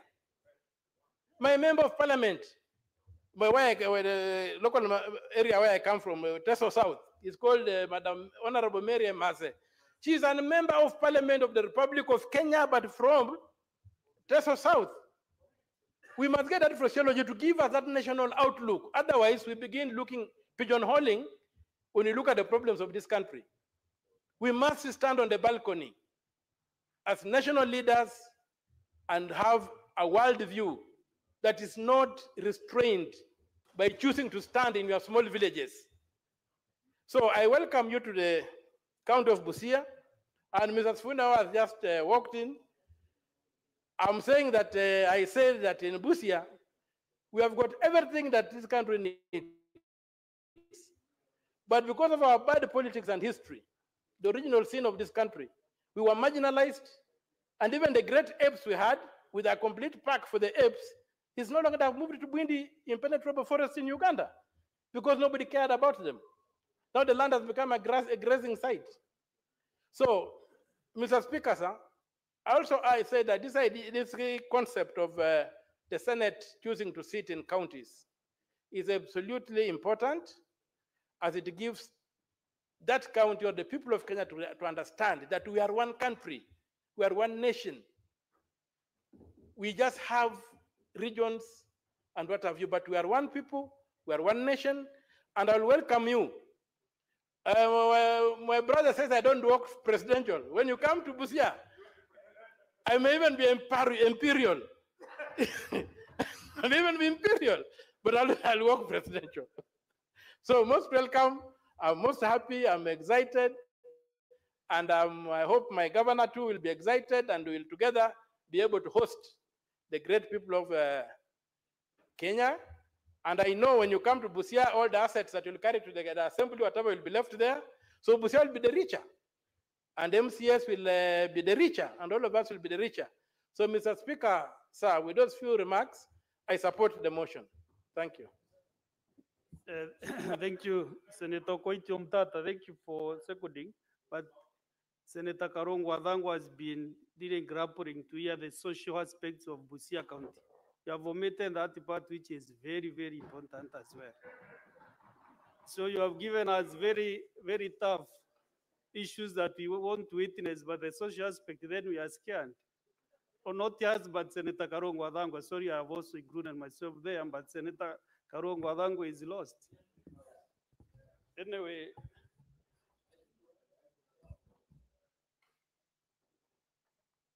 Honorable Senators, I propose the question that aware that the Senate of Kenya is established under Article 93 of the Constitution, and its main role as set out at Article 96 is to represent, serve, and protect the interests of the counties and their governments.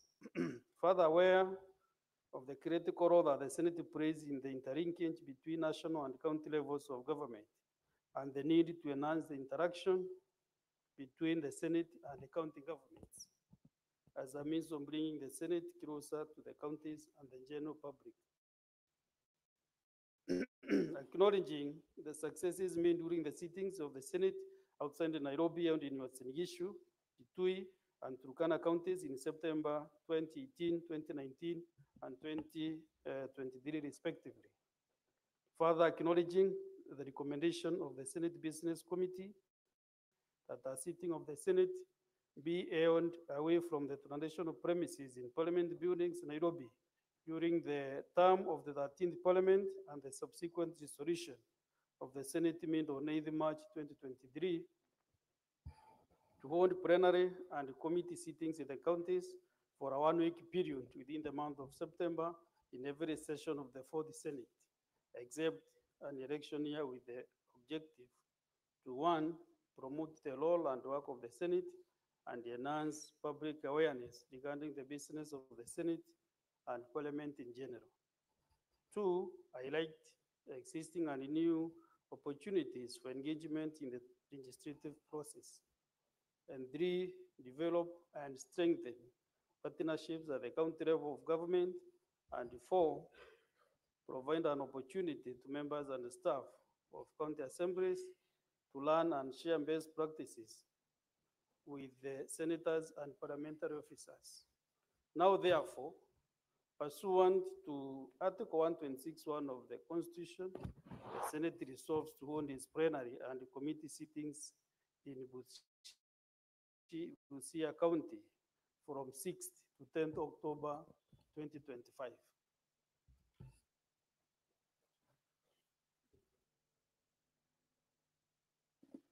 I thought from the onset this was termed as just a procedural motion, but I can see we have several senators who want to spend some time. But senators, can we agree maybe how long can this take so that can you get consensus? 3-5? There is also 1 minute from Senator Zena. 3 minutes, fine, 3 minutes. Let's start with Senator Chelagai Samson. Mr. Speaker, thank you. I agree this is a procedural motion. Mr. Speaker, it has always been my argument, because as a ranking member of this House, Mr. Speaker, we should do more of oversight visits. I remember in public accounts we have tried to visit, and I'm happy that this time, Busia, we should visit, Mr. Speaker. We need to go there and see what is happening. The area senator did not assure us of our security, because because the last time he was there, he was living under hail of stones. But I hope the security agencies will handle that matter. Mr. Speaker, Malaba border point and Busia being one of the critical towns as you exit our country is critical. And I remember East Africa Community Trade Protocols. Malaba is one of the few and important places. Mr. Speaker, it's always sad to see in the news that there is gridlock, there is inefficiency, especially in our trade of transporting, Mr. Speaker. Secondly, Mr. Speaker, and I want to assure Senator Okiya Omtata, the principle of broad-based government, and His Excellency the President, is equity and equality, Mr. Speaker. And that is why he has said the political marginalization has always affected Busia, Mr. Speaker. Yet other parts of this country has developed. I want to assure him, and also the whip of the government, Mr. Speaker, that the President is very keen on bringing equity and equality development across the country. And the only time that the Senator Omtata, Senator Kalwale, should give the chance to government to deliver on equity and equitable development, Mr. Speaker, so that we can move going into the future. Mr. Speaker, as I exit, I want to leave the holy verse of Revelation, chapter 3. Senator Chalagai, just a minute. What is your point of honor, Senator Boni? Karwale. Mr. Speaker, under Standing Order number 105, is the Senator of Nandi in order to pretend that he is the spokesperson of the government, to pretend that he's a minister? Mr. Speaker, can he be asked to withdraw remarks aimed to imply that he can inform the chief whip of the government when the reverse is the case, Mr. Speaker, on how government works? Unless, Mr. Speaker, he's implying that this is a tribal government which he's trying to defend. We have a government of Kenya which does not recognize him with any leadership position whatsoever. He's a small man, Senator of Nandi. Could he migrate from his tribal thinking and focus on how government Senator works? Senator Boni Kalwale, it's today that also I'm hearing that you are the majority whip of the government. I thought you are the majority whip of the majority side, not of the government. Because you can form the government and still you don't own the majority. Are you aware that you contemplate that? Speaker, I stand guided, but why I have so stated is because there's so much confusion. Now, we don't know which is the majority side, which is the minority side. Because the people on minority side are in government. The people in majority side, they don't know where to go. In fact, they are sitting on committees. Okay. Mr. Speaker, for that reason, since I am not part of the broad-based government, I thought I should say of the original Senator government. Chalagai, you can now clarify maybe what you meant. Mr. Speaker, Senator Kalwale is on a fishing expedition. Mr. Speaker, Senator Kalwale is on several occasions attacking this government. We have even removed him in WhatsApp groups, even in United Democratic Alliance executive meeting where I'm a member of NEC. He doesn't sit there because he's opposing government. And that is why I'm advising you on Revelation chapter 3, verse 14 to 22. The Bible says, don't behave like Christians. And that is why I'm the majority leader. As a majority whip, how can he question government on development, yet he is using a government vehicle? Yet he is the whip of the government, Mr. Speaker, and accusing government that they have done nothing in Western Kenya. Mr. Speaker, I know he's trying for popularity contest to run for governor of Kakamega, but he will not survive. When ODM is having a candidate, he was the current governor of Kakamega, is a member, distinguished member of ODM, Mr. Speaker.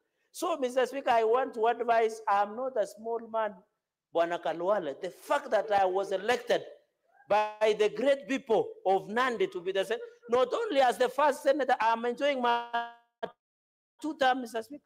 And God willing, President Ruto will enjoy the 2 terms coming into the future, Mr. Speaker. I want to appeal, we are in this broad-based government to stay.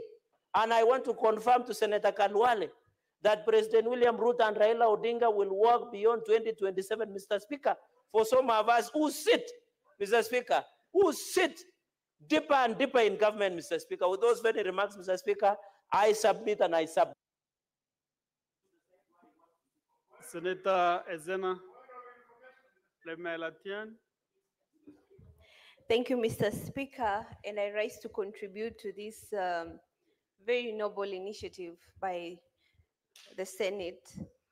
And I support the sitting of the Senate in Busia County. And I am glad that the Senator of Busia has just made me know or realize that Busia is among the marginalized counties in this country. And Mr. Speaker, I thought marginalization was for minority communities.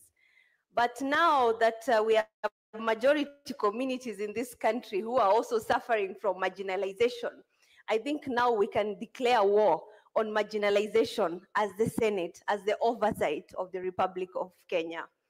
Mr. Speaker, it is very important to carry out these sittings in the remote parts of this country.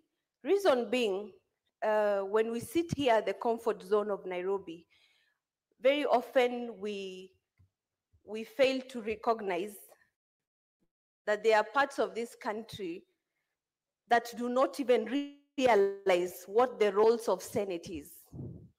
Even worst of all, some counties, like in my county, Samburu, voters and citizens do not know the role of any elected leader. Because I have noted with very serious concern that when elected leaders realize that most of their people are illiterate, they take advantage of that and lure them with false narratives, with false promises. And then our people start wondering, how come that every time we elect people and they turn out to be very bad, they turn out to be liars, they turn out to be very corrupt people? It is because these people do not even know the role of these specific leaders in the offices that they hold. And it will also be good for this, our citizens in the marginalized parts of this country to note that senators do not have development funds, that senators are there to speak and talk. Senators are there to defend the rights of the people, to ensure that public resources are utilized for the intended and rightful purposes. Senators are there to question any embezzlement of funds in each of our counties, because it is very saddening, Mr. Speaker, when we have a lot of resources being pumped by Treasury to our respective counties. But after almost 15 years after devolution, some of our counties are still lagging behind. It is very hurtful, Mr. Speaker. The other day, and I thank the President of Kenya, when I was in Baragoi, he sponsored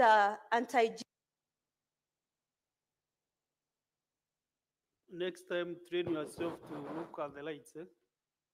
When they turn light green, you are cushioned, and then you should stop.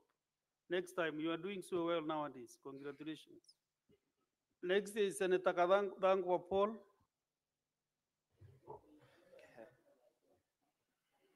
Thank you very much, Mr. Speaker. From the onset, I don't know why you singled me out on the issue of social life in Busia. And Busia is not new to me. I've been to Busia severally. I've actually gone to the home and visited the mother of the senator from Busia, Okiya Omtata.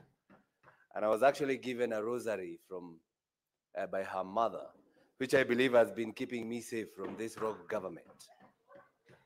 Mr. Speaker, I have actually visited a place called the Kakapel Rock in Busia, one of the biggest rocks in East and Central Africa, just below the foot of Chelelemuk Hills, Mr. Speaker. So I know Busia, but there's so many problems that the governor should solve for the Busia people. That is traffic jam when it comes to the border point, Mr. Speaker. If you travel there by road, sometimes you will hate your trip to Busia. And I would want to tell Senator Cherargei, who is asking the Senator Omtata to provide security, the people of Busia are good people. Nothing will happen to you from the people of Busia. What the Senate should be doing, Mr. Speaker, is to provide security to us, the senators who are opposing this government, because this government is trading us from left to center. But because I'm near Kiambu, I'm able to have 3, 4 vehicles from the people of Kiambu to follow me. But when I go to Busia, I might not have the same car. So is the Senate going to provide me security from this rogue regime that are trying to plant weapons and canisters from tear gas so that they can charge us with terrorism, Mr. Speaker? That is what they want to do. Now you are taking me away from the capital where I have security. Not from the people of Busia, but from this rogue regime, Mr. Speaker. Mr. Speaker, when we get to Busia, give us an opportunity to talk to the MCAs of Busia. And by the way, Mr. Speaker, we are not afraid of the rogue regime. We will go. Senator Paul, thank you. Wait a minute. What is your point of order, Senator Roba? Mr. Speaker, I would like to ask my colleague, the Honorable Senator for Kiambu County. I rise on point of order number 105 to substantiate all the statement he's making about the government and the issue of rogue and, the government becoming a threat and all the issues that he has said. Can he just substantiate or otherwise withdraw and apologize to the government? We are discussing the sitting of the Senate in Busia, not the government. And there is no time that Honorable Senator for Nairobi County, I'm on the floor on a point of order. You can raise any other issue, but let me just conclude by saying I want the Honorable Senator Thangwa to substantiate or otherwise withdraw and apologize by trying to pit the government in issues that are not related to government, of hooliganism and other issues. Mr. Speaker, thank you. Chalage, what's your point of order? Mr. Speaker, I rise under standing order number 98, 101, 105, and Article 243, 244, 245 of the Constitution, and 246, to seek a clarity from the distinguished Senator of Kiambu to be ruled out of order, not clarity, to be ruled out of order by not knowing, and this is free of charge, Mr. Speaker, that the police command and security is independent of the executive. Is it in order? The Inspector General of Police under the Constitution, Mr. Speaker, can you protect me from these howlers and hecklers, Mr. Speaker? Can you protect me? Senator Sifuna, give him time to. You will respond. You rise on a point of order or something else. But making noise does not. Making noise does not take away my right, Mr. Speaker, under the structure and command of Inspector General of Police. Is it in order for the distinguished senator, who might only be one term, Mr. Speaker, to say that, Mr. Speaker? You are repeating yourself. No, Mr. Speaker, I just need, can you rule out of order the distinguished senator of Kiambu, Mr. Speaker, for saying that the executive is controlling Inspector General of Police, yet Inspector General of Police is independent as per the Constitution, Mr. Speaker? Which point of information? Senator, I'm on a point of order. Karungo Dhangwa, can you give those clarifications? And your time is really running. No, Mr. Speaker, Mr. Speaker, just hold my time on my contribution. This is their time. So yeah, because they're the one who have interjected me, and that's why I want to answer them, Mr. Speaker.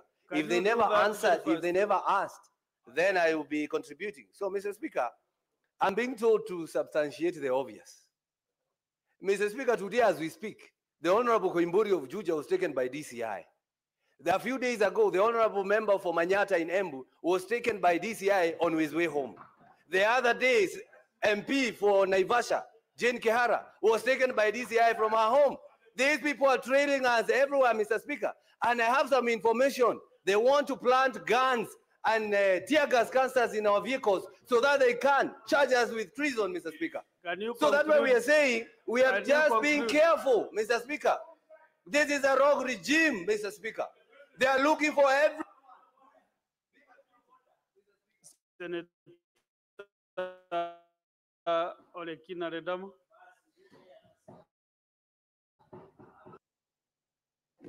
Thank you, Mr. Speaker. I rise to support the motion on holding the Senate session in Busia County. Mr. Speaker, it is imperative that Kenyans note that whenever we take the session outside the presence of Parliament is for us to be able to continue with the day, with our order paper of the day. Not for us to be able to go and engage with MCS or engage the citizens. It is essentially taking the same business that we'll be carrying out here and taking it to Busia. Mr. Speaker, I'm quite happy that we are now reaching out to other counties because while we are there, going on with our daily order, when you look at the order paper, when we leave the principles of that parliament, which would have been gazetted, we'll get a chance to be able to enjoy the cultural diversity that exists in Busia.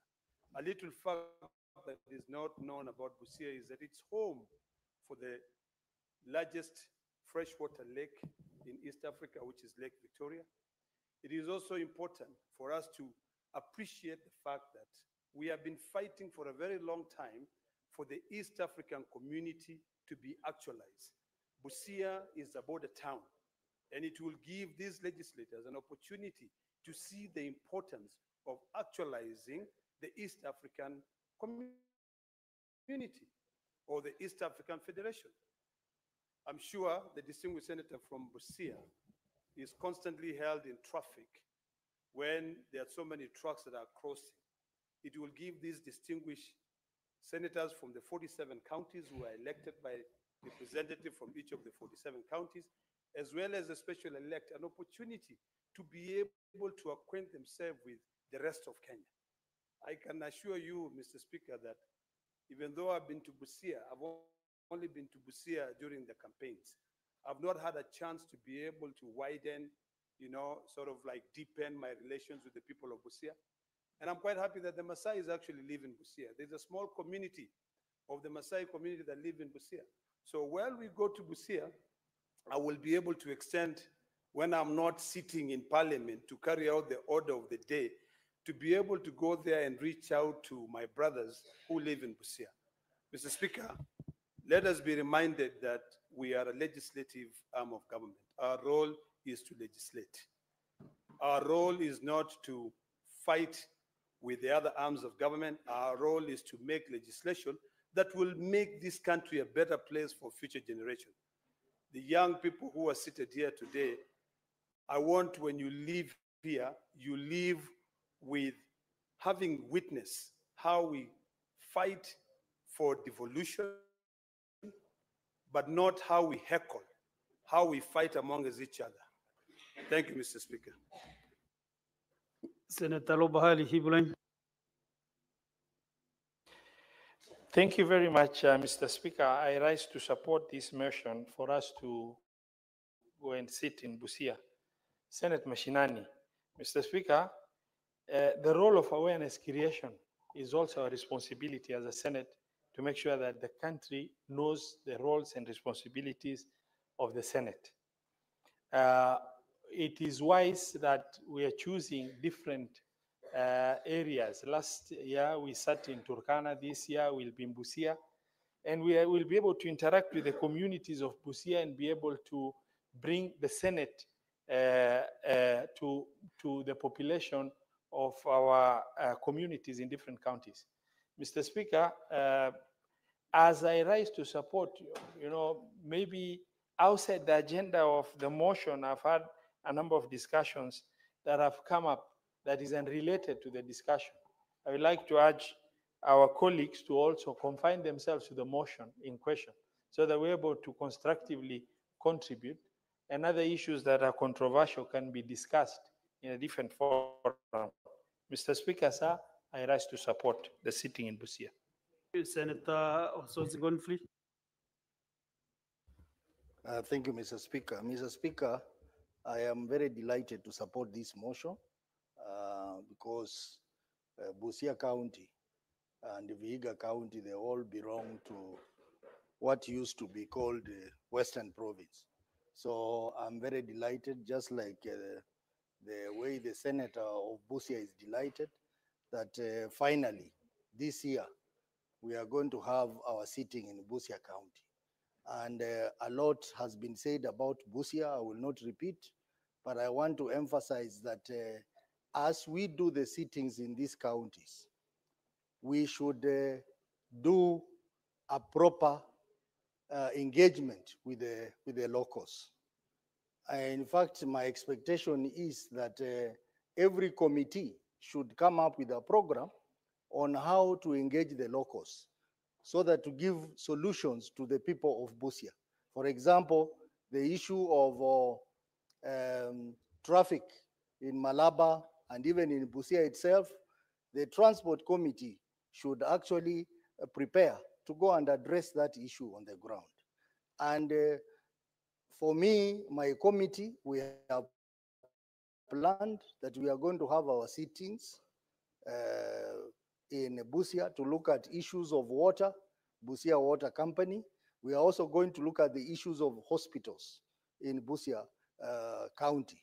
So I think we will do a great service to the people of Busia if our programs and our agenda or within that period will be there is targeted to the people of Busia. And that is not enough, Mr. Speaker. I also expect that even outside the formal settings that we will be in, we should also seize this opportunity to do awareness about the functions of Senate. Mr. Speaker, I'm increasingly becoming concerned that many of our people do not really understand the roles of Senate. How many times have we gone to meetings and people asking us, Senator, when are you going to bring us a road? When are you going to build us a school? I think it is very important to also use this opportunity to make our people understand the oversight role of Senate and our contribution as provided for in the Constitution. Even in oversight, there are two levels of oversight. We have primary oversight and we have secondary oversight. In many of our counties, people only understand that the person who does oversight is senator. They have even forgotten that the MCAs also have a role to do primary oversight. These are things that I expect the Secretariat to have a program to create awareness to the people of Busia. So Senator Sifuna Edwin Watenya.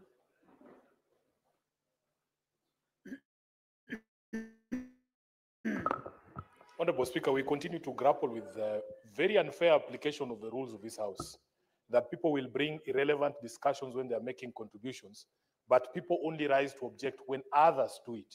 Honorable Speaker, let me begin by saying I am very proud that I was a member of the House Business Committee in 2024 when we made the decision to host Senate Mashinani in Busia. And Honorable Speaker, please pause my time. Senator Boni Karwale, Senator Aliroba. Yeah, Speaker, I was saying I was a member of SBC when this decision was made. And I want to correct something that has been said here, that people have forgotten, members have forgotten that in fact last year, we did not have Senate Mashinani because we had been given an option of choosing between Busia and Baringo. And would you believe it, Honorable Speaker, we were not able to go to Busia as a Senate because we were told that this House has no resources to get senators to Busia. And that is why when members of the National Assembly ask us, what exactly is the Senate's problem with the National Assembly or with Parliament generally? These are some of the things, because we are hindered in our ability to perform our functions because of the sort of facilitation for our functions that we get from Parliament.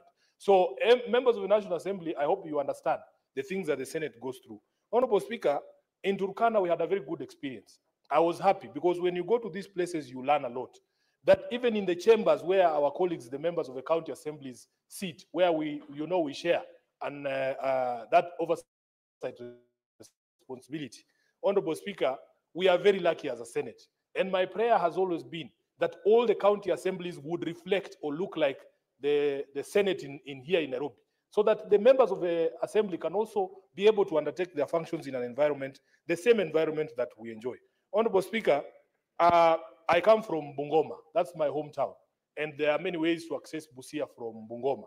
You can use the road from Kandui to Malaba. There's another one that goes through Bumula. There's another one that goes through Matungu. Honorable Speaker, I want to disclose here that as SG of ODM, I'm very proud of the county of Busia.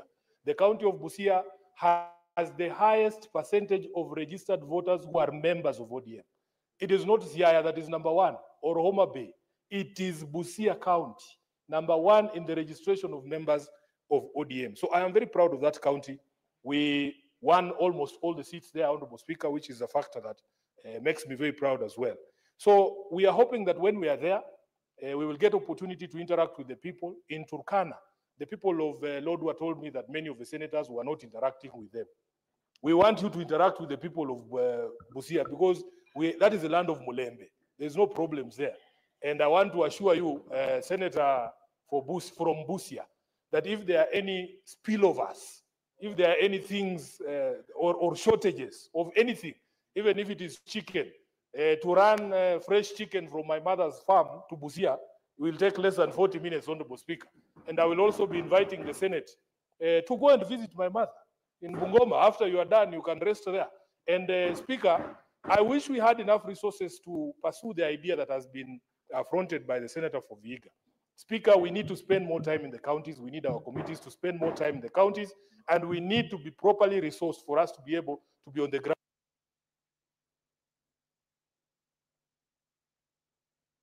To request for more time to this afternoon. Speaker, Strictly in 1 minute, kindly. experience, the one thing that the governors don't like to see is the Senate on the ground. Is the Senate on the ground. I am happy that upon my request, the Committee on Public Accounts is coming to Nairobi to audit our projects. The Committee on Devolution is also coming to audit the state of devolution in Nairobi. Imagine, Honorable Speaker, if all the committees of this House were to spend 1 week in Meru. The Committee on Roads is sitting somewhere, Public Accounts is looking at the books. I think we would do better and thorough work on the ground if we were able to spend more time there. And I want to beseech this House to make it possible for our committees to spend more time on the ground, especially in these last 2 years, Honorable Speaker. We should spend more time on the ground to audit projects and the performance of these governors, because that is what we were elected to do. I thank you, Honorable Speaker, for your kind indulgence. Well spoken, because Senator Charigai was said to put an intervention. He thought you and I. Yeah. Okay, we are almost concluding. Next is Senator Oburu Odinga. Yeah, thank you, Mr. Speaker, sir, for the opportunity. Mr. Speaker, sir, I come from Siaya County, which is bordering with Busia. And Mr. Speaker, history has it that when Western was part of Nyanza, Busia, part of Busia, which is Samia and Manyala, were part of Central Nyanza. They were not part of North Nyanza. And Busia is our connection with Uganda. Actually, that is the umbilical cord between us and Uganda. Whenever we have problems with Uganda, we would rather have the DCs of Busia and the DCs of Siaya discussing with those ones over the border. And when you go there, you will be able to witness all this, because it is not just on the land that we border with Uganda. We also border with Uganda in the waters of Lake Victoria. Busia borders with Uganda in the waters of Lake Victoria, and there are so many islands. Some of them we are claiming are ours. I don't want to mention them to create a problem with our neighbors. But I know they are where the people who are living there are people from Kenya. They are people from Busia who are living there. But Mr. Speaker, that notwithstanding, there is also a cross border.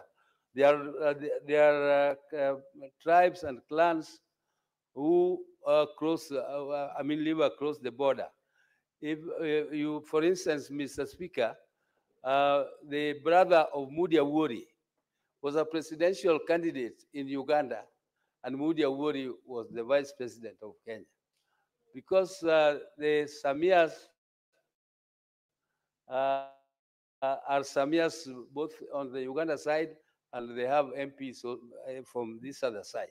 So when we go there, we are going to understand the people. And the people there are very good. Those who are concerned, my brother from Kiambu was concerned about security. His own people are living there. There are a lot of them. When he goes there, he will find them. So how do they live there safely? And he wants to feel unsafe when he goes there. Mr. Speaker, I think the decision of the Senate to be taking this Senate machinery is a very, very wise decision, Mr. Speaker, because you cannot understand the people without interacting with them. When you interact with them,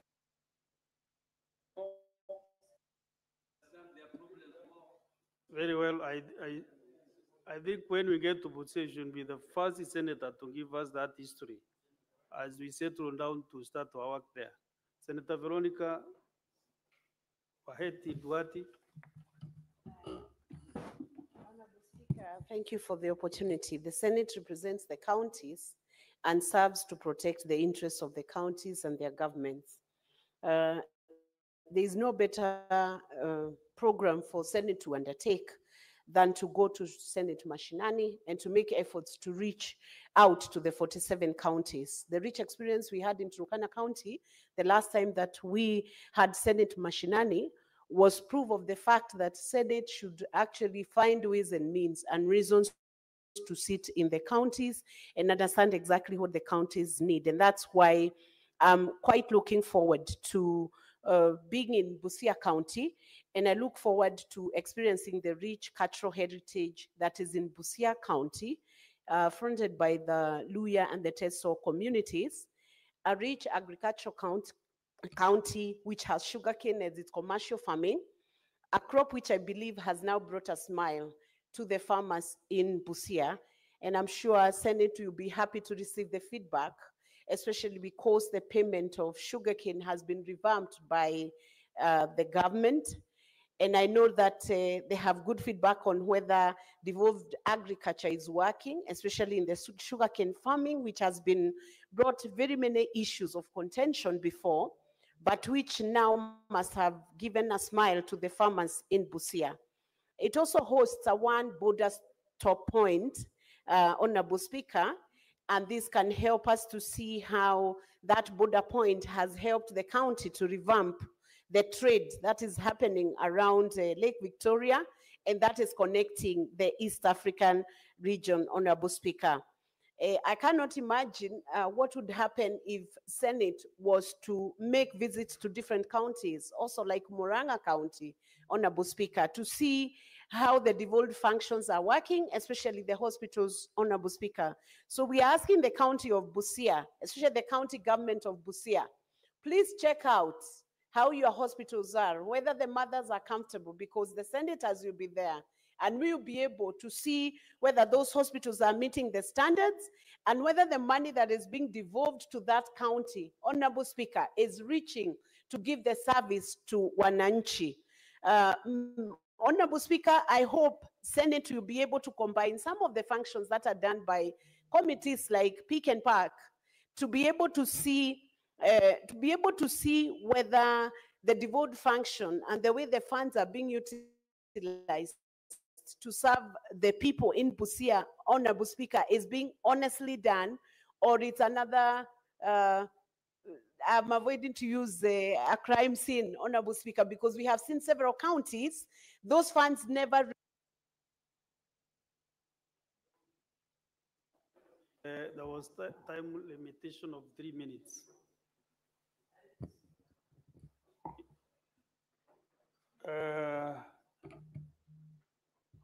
Senator Wakol, you're on the line, but I think you'll be sentenced to opt out.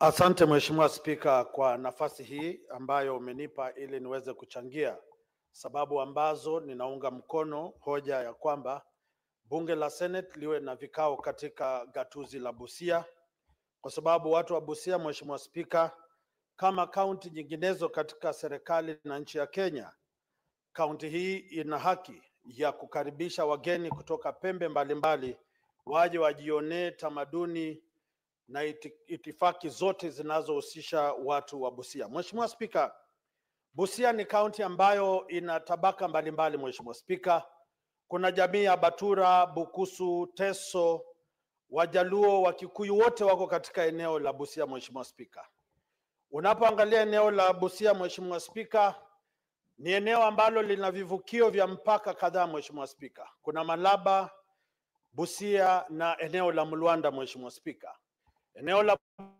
Busia kama jinsi wenzangu wametaja, kuna ukulima wa pamba, ukulima wa mahindi, ukulima wa parachichi, ukulima wa miwa. Mheshimiwa Spika, na ni muhimu watu wa Busia wapate nafasi hii, kwa sababu baadhi ya viongozi nchini humu hutamka maneno ambayo hawaelewi na hawajui mbona, kana kwamba eneo la Busia linahitaji fedha la kusawazisha miradi ya maendeleo. Mheshimiwa Spika, eneo la Budalangi, eneo la Teso, Mheshimiwa Spika, ni maeneo ambayo watu wana uchochole, wana umaskini na ambao lazima fedha zifike ili watu waweze kujivunia. Kwa mapana na marefu, Mheshimiwa Spika, eneo bunge ama maeneo ya Busia, Busia linapakana na kaunti ya Kakamega, kaunti ya Bungoma na kaunti ya Siaya. Mheshimiwa Spika, hivi kwamba mnapokuja katika kaunti ya Busia mnaweza pata starehe ama kubugia tembo katika kaunti ya Bungoma, mnaweza pata vitumbuizi. Mheshimiwa Spika, vitu vya kusisimua miili yetu na hamu ya kujua kwamba Bungoma vile vile kuna Wabukusu, kuna Abateso, kuna Batura, kuna Wasabot, kuna na watu kule Chebiuk. Mheshimiwa Spika, ambao kuna eneo la asali na maziwa. Mheshimiwa Spika, kule Chebiuk, Mheshimiwa Spika, kuna maeneo ya upanzi wa viazi, upanzi wa kahawa na vile vile ukulima wa ng'ombe. Hivi ni kuambia Wakenya kwamba takapoenda katika eneo la Busia waje wakijua kwamba vile vile wana shida ambazo lazima zitatuliwe. Barabara ya kutoka Kisumu kwenda Busia. Mheshimiwa Spika, vile vile kuna barabara ya kutoka Mayoni kwenda Nambale na kufika mpaka kule Busia. Mheshimiwa Spika, kuna barabara ya kutoka Busia kuja mpaka Mateka na maeneo mengine. Mheshimiwa Spika, hivi ni kusema kwamba Senate likiwa katika eneo bunge ama kaunti ya Busia ni kuweka. Now, having no other senator now wishing to contribute, I request the mover to reply.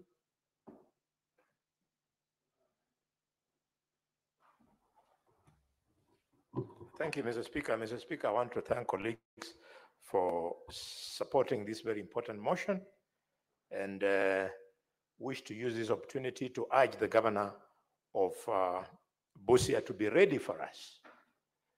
We would like him to be ready for us. We have questions we want to ask him. He runs a budget of 9.8 billion shillings per year. Mr. Speaker, as a son of that region, I'm not happy that I don't see the evidence of the 9.8 billion shillings on the ground in Busia. We owe it to our people. And therefore, the governor will be urging you, you have to think of how to open the economy of Busia. There is no reason, Senator of Busia, why the governor of Busia cannot take advantage for the East African trade protocols, along with the governor of Siaya and the governor of Kisumu and the governor of Homa Bay, to open up the blue economy. If they open up the blue economy, we are going to see the economy of Seaport opening up. The economy of Port Victoria is going to open up. The economy of Port Bunyala will open up. They're just staying there. The governors of the Lake region should stop looking at Lake Victoria just in terms of fishing. They have to open up. I don't see why, Mr. Speaker, the governor of Busia cannot develop a Bumbe beach, very beautiful, back home there. I don't see why he is not developing Shisenya Beach, very beautiful back home there. We need to put that encouragement to him.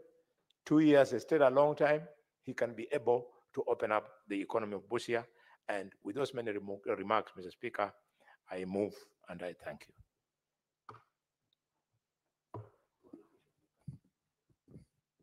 So, For the voting. clerk, do you have quorum to put the question? Mr. Speaker, with your permission, when I look around the House, the numbers are not good for voting. I move that you defer putting of the question until another date. Thank you, Mr. Speaker.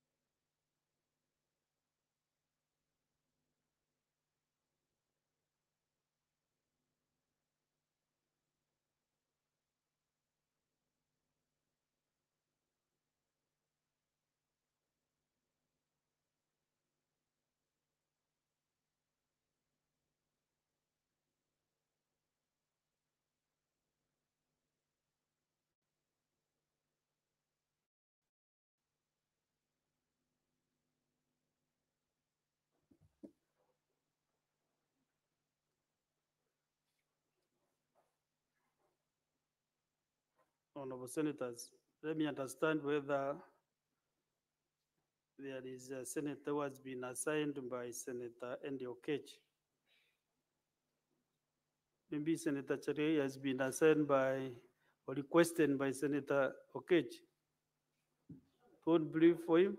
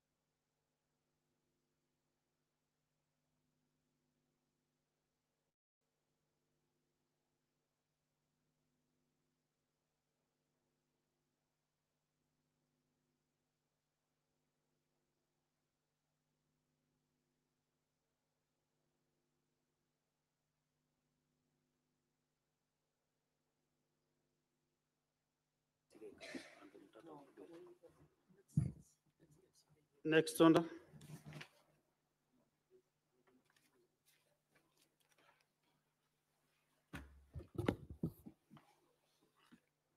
Order number 10, Committee of the Whole, the Creative Economy Support Bill, Senate Bills number 30 of 2024.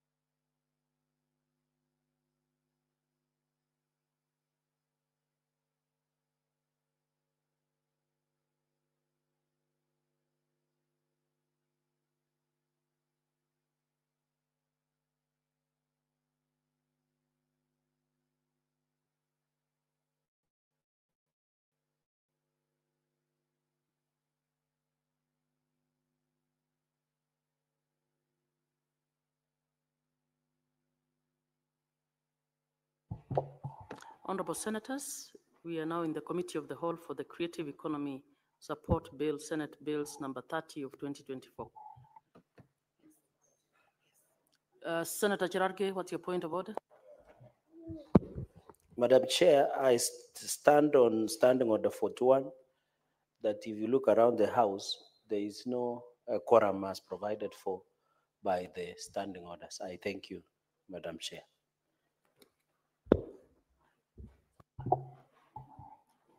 Clerk, is there quorum?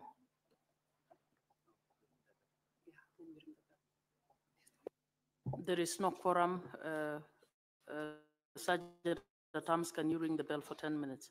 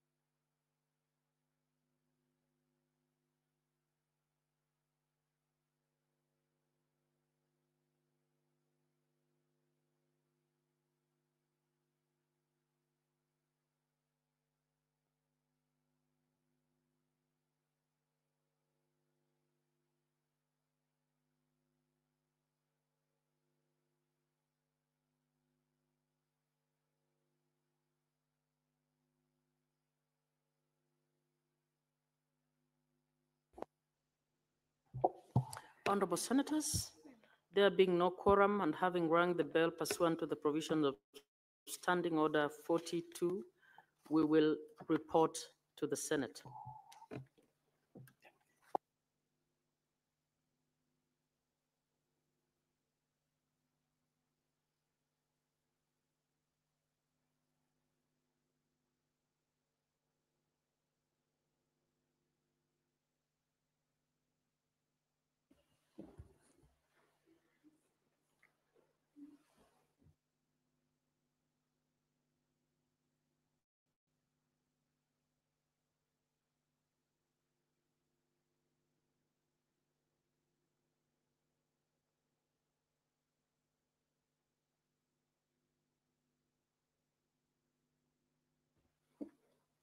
Honorable Senators, I request the chair to report progress.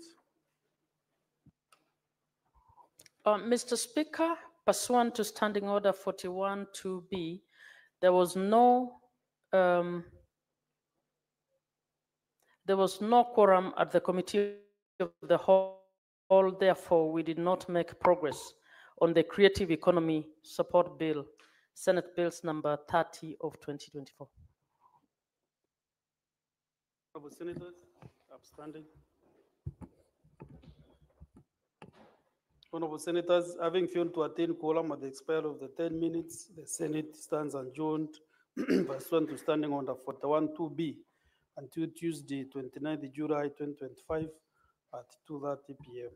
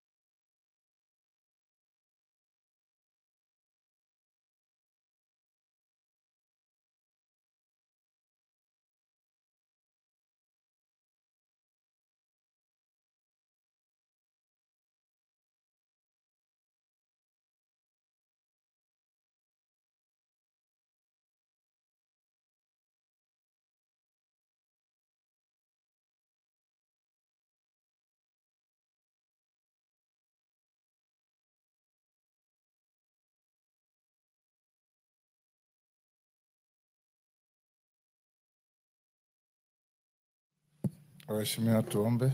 Ewe Mwenyezi Mungu ambaye kwa hekima na wema wako umetoa nyadhifa za viongozi na mabunge kwa ustawi wa jamii na utawala wa haki wa wanadamu, takusihi utazame kwa neema nyingi sisi watumishi wako ambao wameridhika kutuita ili tutekeleze shughuli muhimu za jamhuri yetu.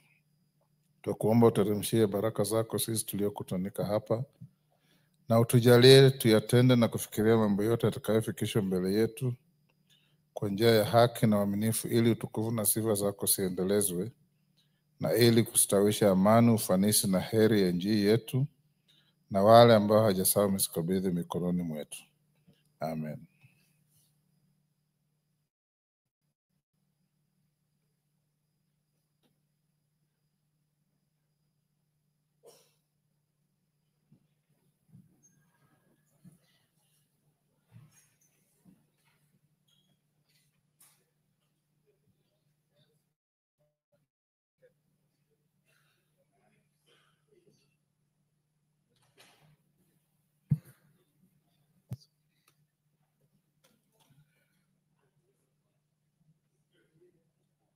Again, ring the quorum bell.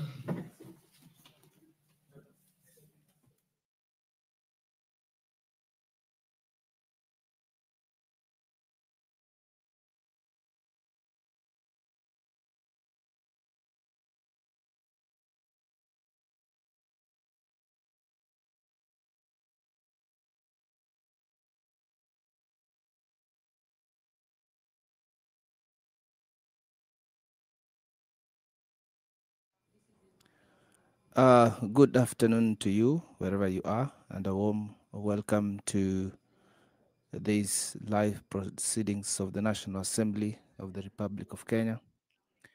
Coming to you live from the Parliament buildings, today being the 24th of July 2025. The prayer has already been said and the chair has already been taken. But due to lack of quorum, the quorum bell has been ordered to be rung by the Speaker of the National Assembly in order for members of the House who might be in the precincts of Parliament yet to enter the chambers to come in so that the House can proceed. Remember, this is according to standing orders of the House. Standing orders require that the House must have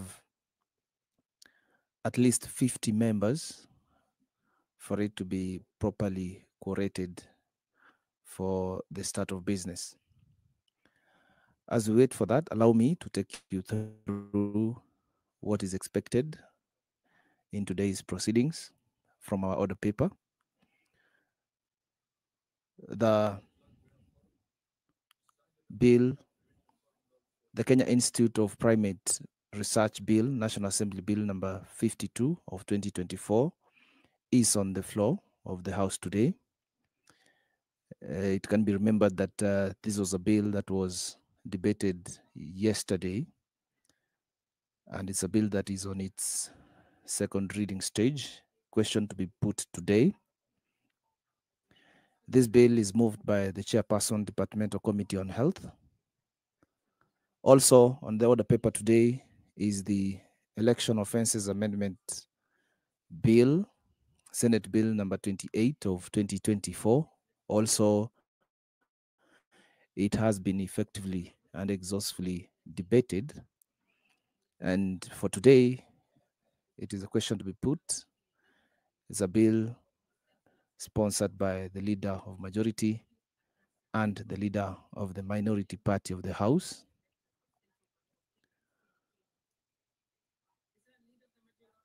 Also on the order paper is a motion, consideration of Senate amendments to the National Disaster Risk Management Bill, National Assembly Bill number 24 of 2023.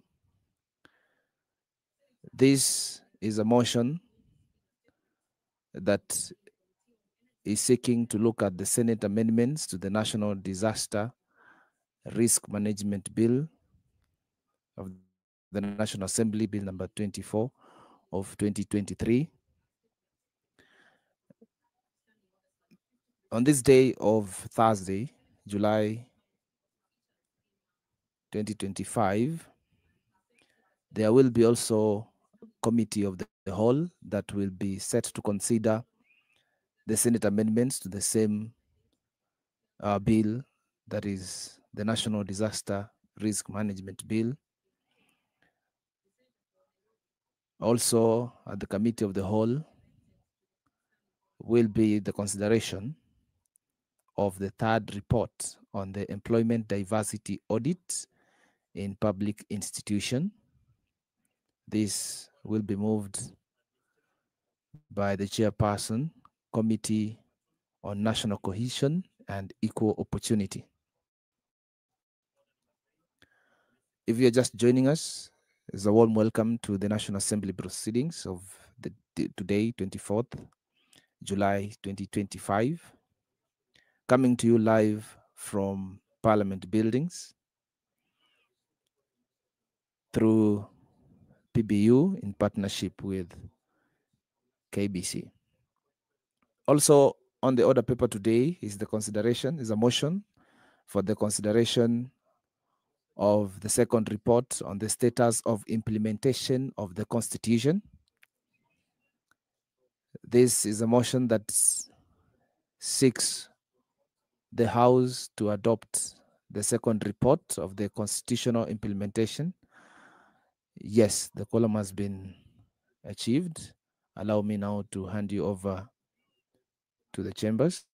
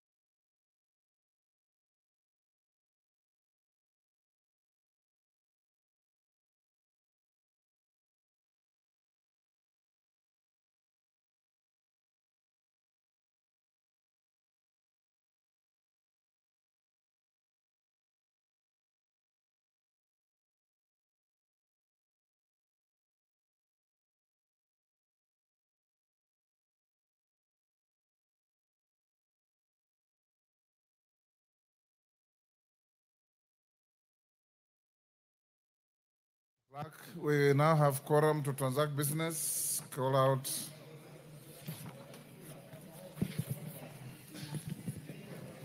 Yes. Order number 1, administration of oath. Order number 2, communication from the chair. Order number 3, messages. Comes after you.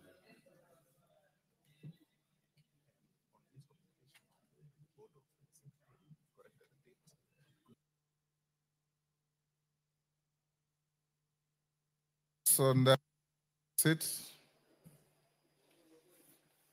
Mawade, take your seat. Mugorino, take your seat. Karemba, see you are Mugorino. And you told me you are very proud of it. Yes. You are the only Mugorino in the house, and the first one at that. Honorable members, take the seat, Kipchumba, the nearest. Right, so honorable members have a message from the President on nomination of a person for appointment to the board of the Central Bank of Kenya. Honorable members, pursuant to the provisions of Standing Order 42.1, I wish to report to the House that I've received a message from His Excellency the President regarding the nomination of a person for appointment to the board of the Central Bank of Kenya. In the message, His Excellency the President conveys that in exercise of the powers conferred by the provisions of Section 11.2 of the Central Bank of Kenya Act Cap 491, he has nominated Mr. Pius Angasa for appointment as a member of the Board of Directors of the Central Bank of Kenya and seeks the approval of Parliament. Honorable members, it is important to note that the approval of the appointment of members of the CBK board is by Parliament, specifically Section 11(2) of the Central Bank of Kenya Act 491 states, and I quote, "The chairperson and director shall be appointed by the President with the approval of Parliament." In this regard, the nomination for appointment is to be considered by the two houses of Parliament. The established practice in similar instances is that the relevant committees of the two houses undertake the approval hearings jointly and report back to the respective houses. Therefore, in keeping with this practice, I hereby refer the message from His Excellency the President, together with the CV and other testimonials of the nominees, to the Departmental Committee on Finance and National Planning, and direct, one, that the vetting of the nominee for appointment as the member of the board of the CBK be conducted by the Departmental Committee on Finance and National Planning of the National Assembly, jointly with the relevant committee of the Senate. Two, that the quorum of the joint sitting of the committees will be the respective quorums of each of the committees as stipulated in the standing orders of the respective houses. Three, that as contemplated under Rule 9(6) of the joint rules, unless a decision is reached by consensus, any vote to be taken in the joint sittings of the committees shall be by separate houses.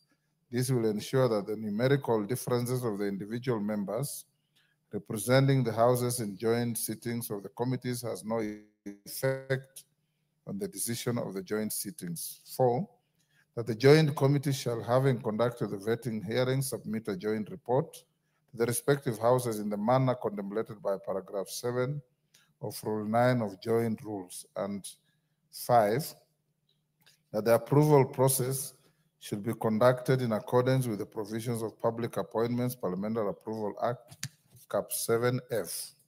Honorable members, whereas the Central Bank of Kenya Act Cap 491 does not provide for specific timelines within which the House is to consider the nominee, Section 8 of the Public Appointments Parliamentary Approval Act, Cap 7F, requires the relevant House to undertake the exercise within 28 days. In this regard, 28 days will lapse on Wednesday, 20th August 2025. As you are aware, the House will be on recess during the period when the Joint Committee is expected to table its report, and ordinarily, I would have ordered that the counting of days with respect to the consideration of the nominee ceases during the recess period and resumes when the House first sits upon resumption, being 15th September 2025. However, honorable members, noting that the House will be proceeding on a long recess on 15th August 2025, I implore upon the Joint Committee to expedite the approval hearing and table its report by Tuesday, 12th August 2025, before the House proceeds on recess, to enable conclusion of the matter on our end. To this end, the committee should immediately proceed to commence the approval process, notify the nominee and the general public of the time and place for holding the approval hearing, and thereafter, upon conclusion, table the report to enable the Houses of Parliament to consider the matter. I thank you. Yeah, yes, Bowen. What's your point about it?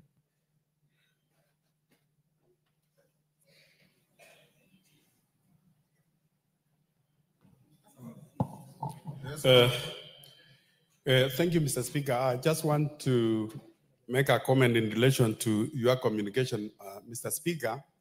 I think as a House, Mr. Speaker, we need to relook into our laws, because we have seen in some cases where some board of management of certain organizations doesn't require the vetting of Parliament. Some requires to be brought to Parliament. Mr. Speaker, in the Committee of Water, Irrigation and Blue Economy, which I chair, the chairman of KFIC, Kenya Fisheries and Marketing Authority, requires that we do a vetting and also bring a report before this House before his appointment. And if you check also within the State Department of Fisheries, the other state corporations, it doesn't require the board or the chair to be vetted by Parliament. So, Mr. Speaker, what I'm just trying to say is that we need, as a Parliament, to align our laws and regulations so that we have a standardized legislation in terms of board appointments and also the chairs of the boards. Number two, Honorable Speaker, you will also check even the appointments of our CEOs. You will find, Honorable Speaker, there are some CEOs who have a 5-year tenure or even more, and at the same time, there are some CEOs who have a 3-year tenure in office. Mr. Speaker, there is need to have a standard legislation which governs whether they are the CEOs, our state corporations, and bodies. That's just an observation, Mr. Speaker. Your point. The correct avenue to take up what you are saying is the Kenya Law Reform Commission. Your own committee can tease out the parastatals under you, which ones require parliamentary approval, which one don't, and decide to harmonize the law. The majority leader seated here also has a duty to tease out all those, and I agree with you. There's absolutely no reason for one parastatal to have their board members approved by Parliament and others appointed without such a process, although it depends on what you really are looking for. Members of the board of Central Bank are definitely not equal to members of the board of National Water Towers. What they do is different, and its weight and importance to the country is different. So, majority leader is work for you. I just picked it as an example because the member who raised is a chairman of a committee that oversights water towers. Honorable members, before we go to the next order, allow me to acknowledge in the speaker's gallery, Bright Way girls from Machakos Town, Machakos, Muhoroni Furaha School from Muhoroni, Kisumu, Mogun Primary from Nakuru West, Nakuru, and in the public gallery, St. Mark Valleyland from Oljorok, Nyandarua, Joy Elites Academy from Bureti in Kericho, Kapkun Primary from Baringo South, Baringo. On my behalf and on behalf of the House, we welcome the students, their teachers, and those accompanying them to the House of Parliament. Next order. Order number 4, petitions. Order number 5, papers. Majority Leader.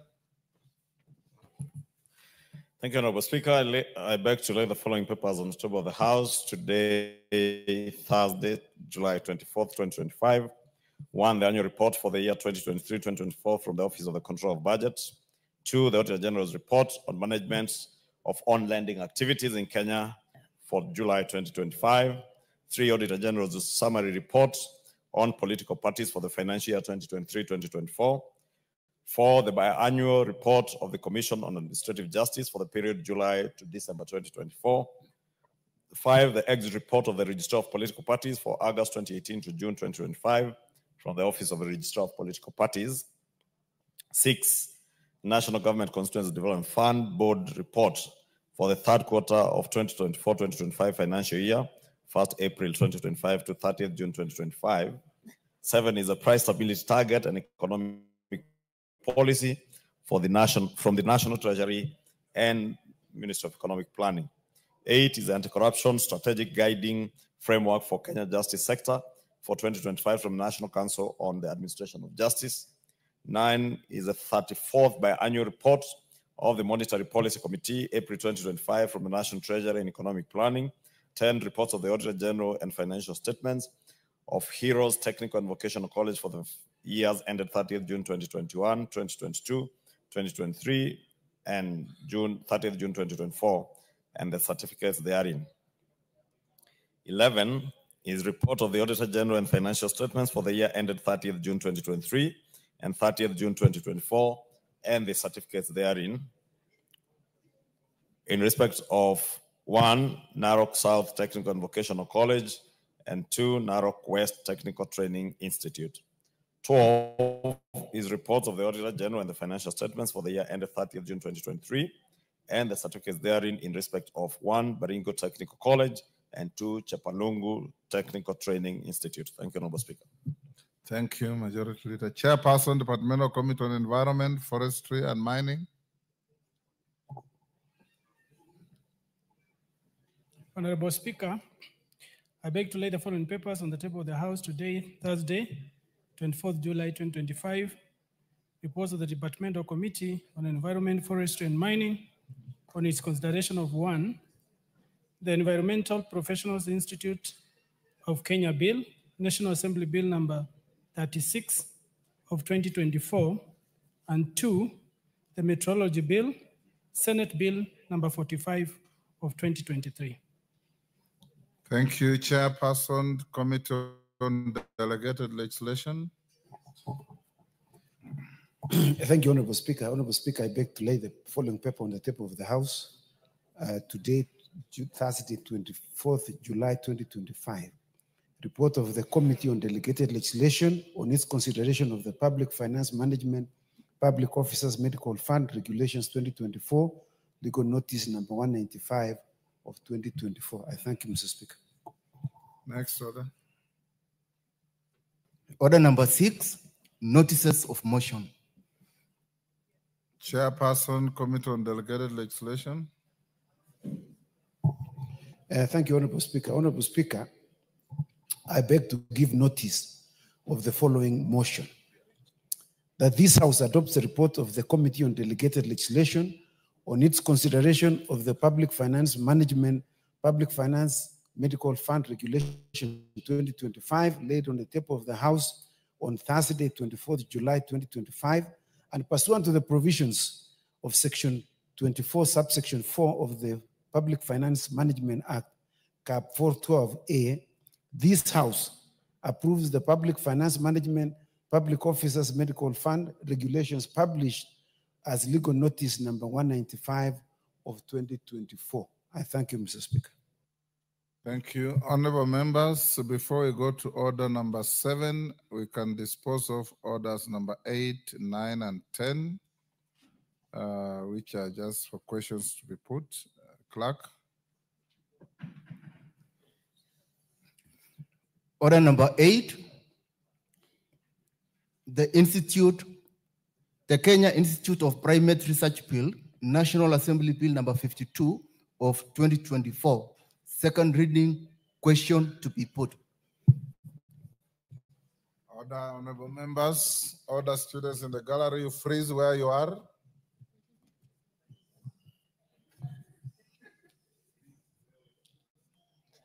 Honorable members, I'll now put the question at order number 8, which is the Kenya Institute of Primate Research, National Assembly Bill number 52 of 2024. Be now read a second time. As members of that opinion say aye. Aye. Will those of the contrary opinion say nay? The ayes have it.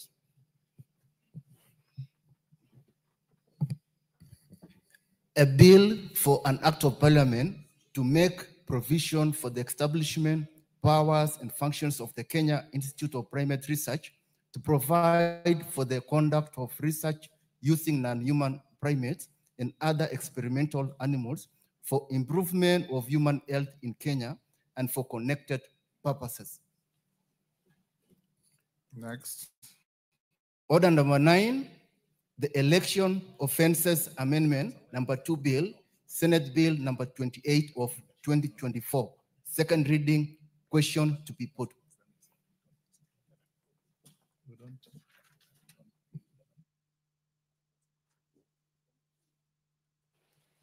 Take your seat, Kandia. Honorable members, I now put the question at order number 9, which is the Election Offences Amendment number 2 bill, Senate Bill number 28 of 2024, be now read a second time. As many as of that opinion say aye. As many as of the contrary opinion say nay. The nays have it. Next. A bill for an act of parliament to amend the Elections Offences Act. Order number 10.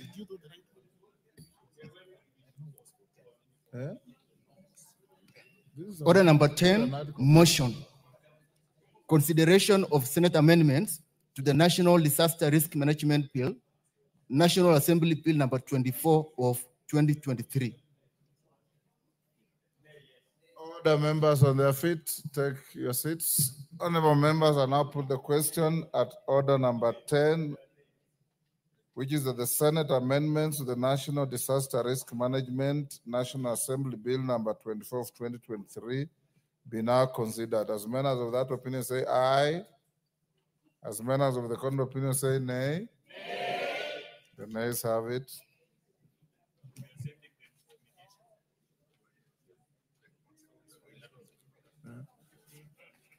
Members, consequent upon your vote on order number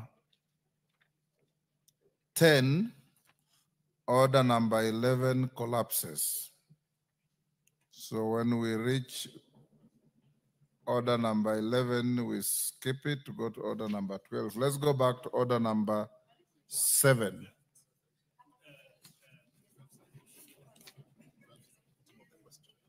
Oh, sorry, call out order number 12 is also for putting a question. Order number 12, motion. Consideration of third report on the employment diversity audit in public institutions. Question to be put.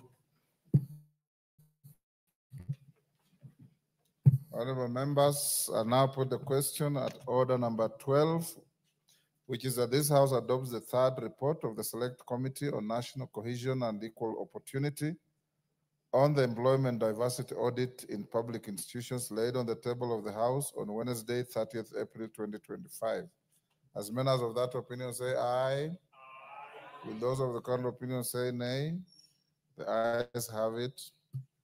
We go back to order number 7. Order number 7, questions and statements. Shakil Shabir. Thank you, Mr. Speaker, sir. Mr. Speaker, sir, in accordance pursuant to Standing Order number 44-2E, I wish to make a personal statement with regards to the remarks I made in Kindu Secondary School.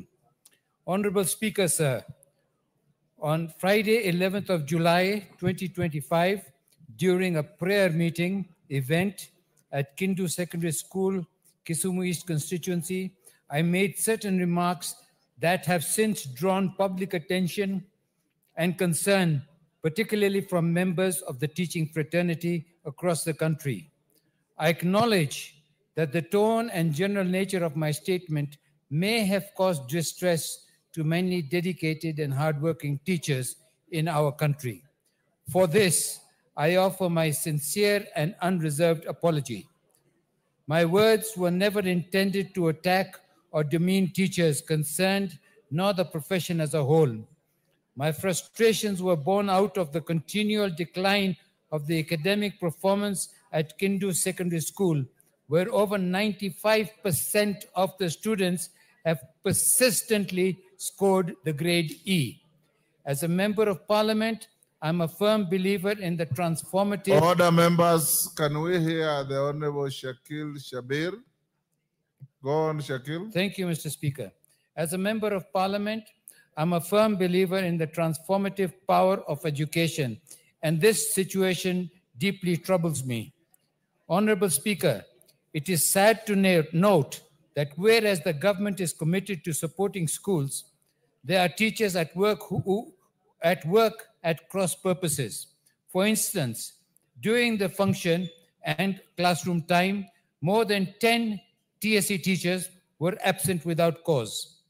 This despite the fact that the government has invested heavily in school infrastructure and the teachers are reliably paid monthly salaries on time. My intention of the remarks was to call out the small number of individuals whose continued negligence is sabotaging our children's future and tarnishing the good name of the teaching profession.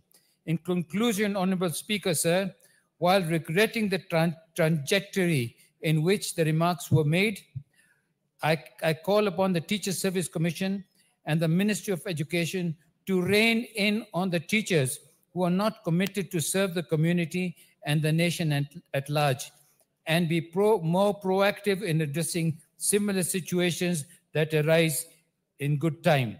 Thank you, Honorable Speaker, sir. Honorable Shakil, being a personal statement, nobody is allowed to comment. Majority Leader. Thank you, Honorable Speaker. Pursuant to the provisions of Standing Order 44.2a, I rise to give the following statement on behalf of the House Business Committee, which met on Tuesday, 22nd July 2025, to prioritize business for consideration during the week. Honorable Speaker, allow me to first officially welcome members back from the short recess, and I hope that we are all invigorated and ready to perform our roles in what promises to be a very busy part of the fourth session. I further urge committees with priority business pending before them to expedite consideration and submission of reports to the House so as to enable the conclusion by the House within the set timelines. I also encourage committee chairpersons and members to be present in the House to prosecute various items of business concerning their respective committees. Honorable Speaker, with regards to business scheduled for Tuesday next week, the House is expected to consider the County Public Finance Laws Amendment Bill, Senate Bill number 39 of 2023, in Committee of the Whole House. Additional, Honorable Speaker, debate will be undertaken on the following motion should they not be concluded in the course of business this afternoon.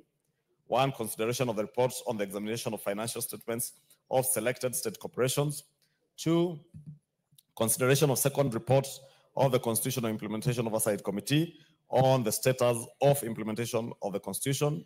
3, consideration of the 6th report of the Decentralized Funds Accounts Committee on the financial statements for the NGCDF accounts for 3 constituencies. And 4, consideration of comprehensive economic partnership agreement between the Republic of Kenya and the United Arab Emirates.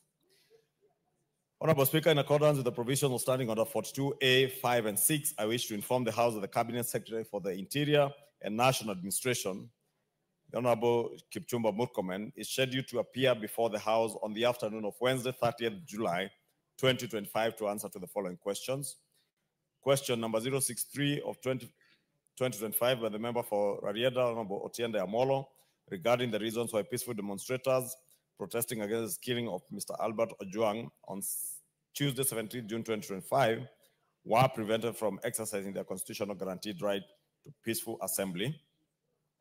2, question 064 of 2025 by the member for Nairobi County, Honorable Esther Passaris, MP, regarding non-implementation of body-worn cameras for all police officers involved in arrests, interrogations, and custodial transfer of suspects.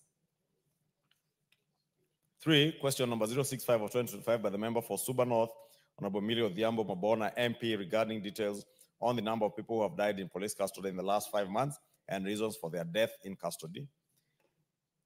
4, question 066 of 2025 by the member for Seme, the Honorable Dr. James Nikal, MP, regarding psychological and mental health assessments undertaken by the National Police Service Commission during the recruitment of police officers. 5, question number 067 of 2025 by the member for Kathiani, Honorable Robert Mbui, CBS MP, regarding the status of drug and substance abuse in the coastal region and measures put in place by the ministry to combat drug and substance abuse across the country.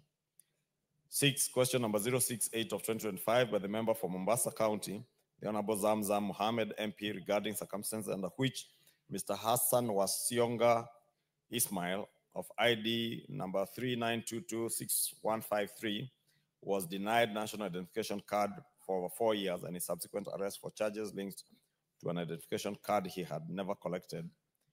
And 7, question number 069 of 2025 by the member for Molo, the Honorable Kimani Kuria, CBS MP, regarding the state of security in the country and steps being taken by the ministry to avert deaths and destruction of property during demonstrations. Finally, Honorable Speaker, the House Business Committee will reconvene again on Tuesday, 29th July 2025, to schedule business for the rest of that week. I now wish to lay this statement on the table of the House. Thank you. Thank you, Majority Leader. Requests for statements. Yes, Ondo. What's your point of order? Direct to the Majority Leader. Honorable Speaker, there are quite a number of questions directed, statements and questions directed to the Cabinet Secretary for Treasury, some dating as far as February this year. I don't know when he intends to prioritize or invite the Cabinet Secretary so he can come and respond to those and other emerging issues. Thank you, Honorable Speaker. Majority Leader. Thank you, Honorable Speaker. The Cabinet Secretary for the National Treasury and the Cabinet Secretary for Education are scheduled to appear next after the CS Interior. Okay. Your concern is addressed. Adan Kainan. Request for statement to agriculture livestock. Statement dropped. Protas Akuja. Request to education. Thank you, Honorable Speaker. Honorable Speaker, I rise to request for a statement regarding the recruitment process for the position of Deputy Principal at Turkana University College. Honorable Speaker, pursuant to provision of Standing Order 44.2c, I wish to request for a statement from the Chairperson of the Departmental Committee on Education regarding the recruitment process for the position of the Deputy Principal, Academic and Student Affairs at the Turkana University College. Honorable Speaker, on 28th February 2023, the Public Service Commission advertised a position for the position of the Deputy Principal, Academic and Student Affairs at Turkana University College. Subsequently, on 14th February 2025, the Commission published a report containing 19 shortlisted applicants, including the name of Professor Michael Okuruka Napo. The report indicated that the interviews will be conducted on 21st February 2025. However, on the day of the scheduled interviews, Professor Napo received a notification that the interviews had been postponed and will be conducted at a later date. Despite the communication, the Commission proceeded to conduct interviews without informing Professor Napo nor affording him the opportunity to participate in the interview. The Commission thereafter submitted a report to the Turkana University College Council pursuant to provision of the Section 35(1)(v) of the Universities Act, Cap 210, forwarding names for consideration for appointment. The process, as undertaken by the Commission, raises serious concern on equity and fairness in the recruitment of the Deputy Principal at Turkana University College. Honorable Speaker, it is against this background that I request for a statement from the Chairperson of the Departmental Committee on Education on the following. A report on the circumstances under which certain shortlisted candidates, including Professor Michael Okuruka Napo, were excluded by the Public Service Commission from the interview process, and whether the Cabinet Secretary for Education was consulted as required under Section 35 of the University Act, Cap 210. 2, immediate steps the Ministry of Education intends to take to review the recruitment process and ensure that all shortlisted candidates are afforded a fair and equal opportunity to be considered. And 3, measures put in place to ensure that future recruitment process within public institutions of higher learning uphold the values and principles of public service as enshrined in the Constitution. Thank you, Honorable Speaker. Thank you, Honorable Akuja. Education, Chairman. Taitumu. You're standing in for your chairman? Bring a response in 2 weeks. 2 weeks? Yes. Give him the mic to go on. I'm saying that in 2 weeks' time, we will be able to bring the report. Thank you. Akuja, what is it?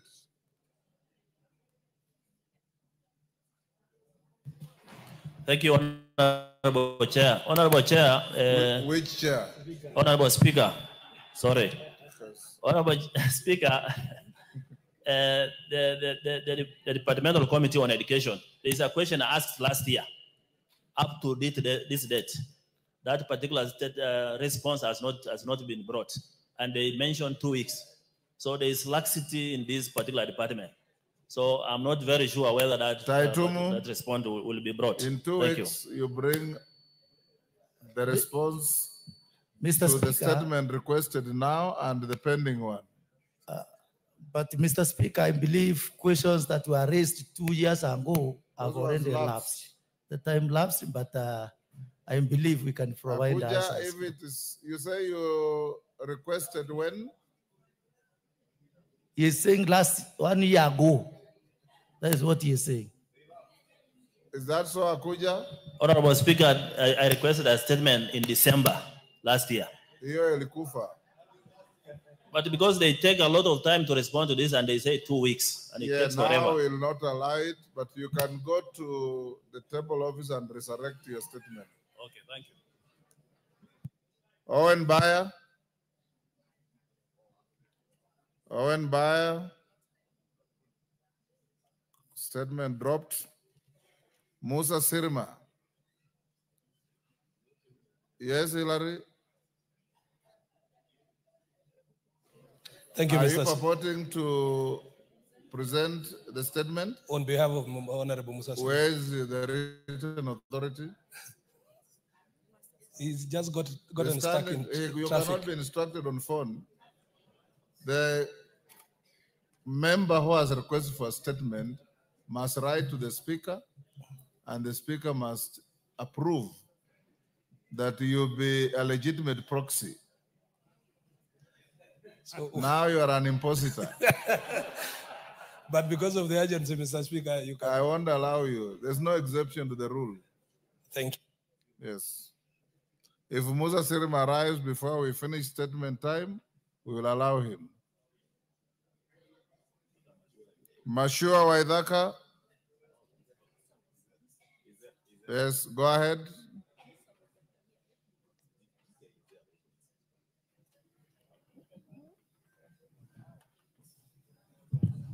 Go ahead. Thank you, Honorable Speaker. Honorable Speaker, pursuant to the provisions of Standing Order 44-2C, I wish to request for a statement from the chairperson of the Departmental Committee on Transport and Infrastructure regarding the impact of the recent rise in global oil prices on road construction projects across the country.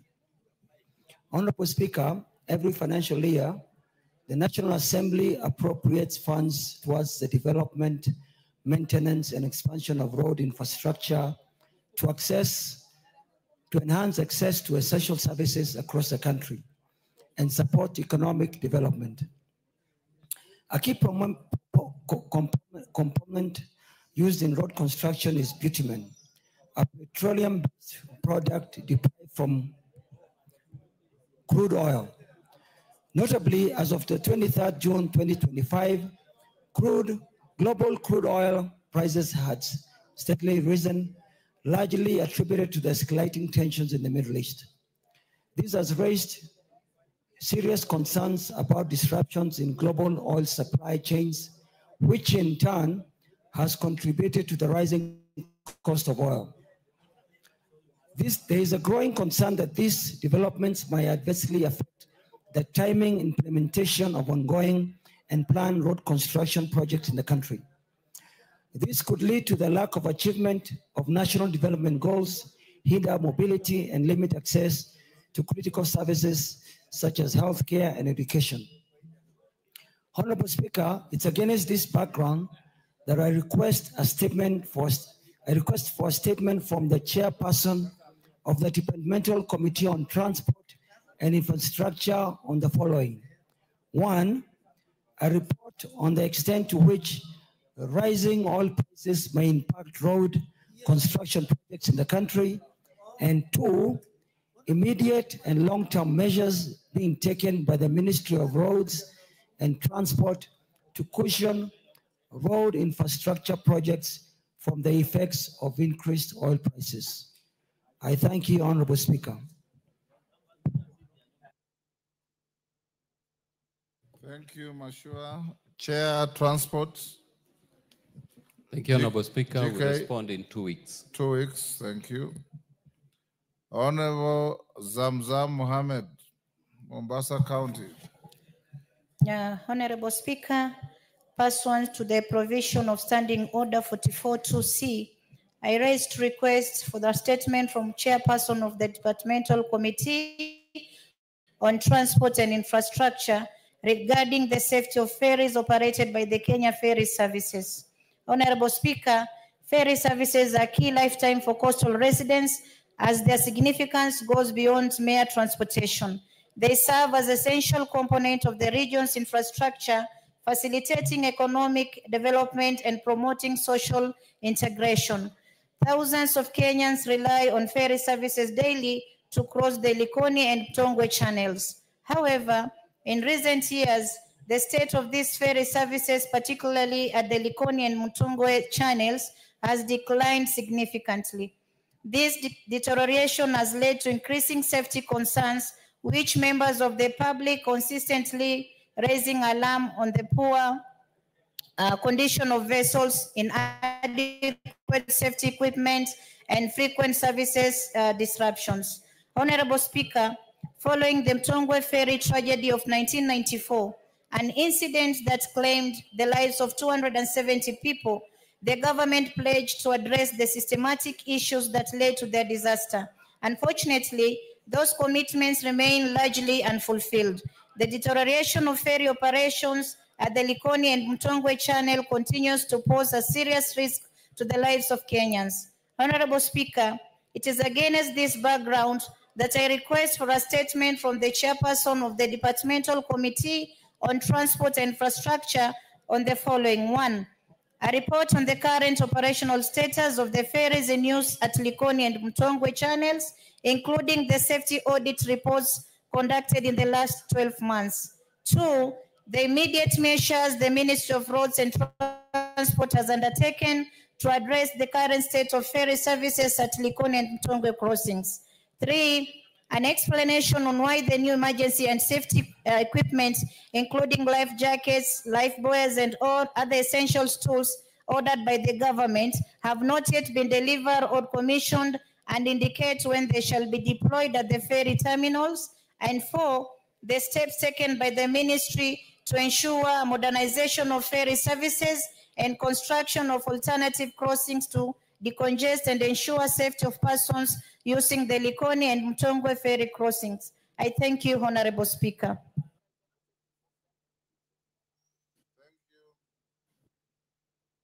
Amazamzam, Chair, Transport, GK.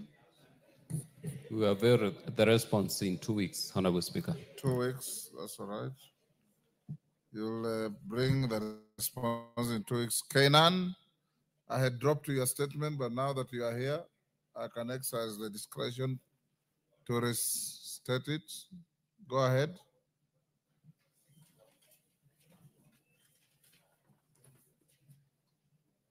Speaker, thank you so much. The order paper was a bit misleading. It talks of Tuesday, but thank you so much, Mr. Speaker. Mr. Speaker, I used to request for a statement. An apology is desirable. When I called you out, you are not here. Okay, thank you, Mr. Speaker. Request for a statement regarding... An apology is desirable. I said thank you, Mr. Speaker. I apologize for coming late. Yes, good. Request for a statement regarding the rehabilitation and development of hardened grounds and migratory routes in pastoral regions of northern Kenya, Mr. Speaker. Honorable Speaker, Pursuant to the provision of the Standing Order 44-2C, I rise to request for a statement from the chairperson of the Departmental Committee on Agriculture and Livestock regarding the protection, rehabilitation, and development of herding grounds and migratory routes in pastoral regions of northern Kenya.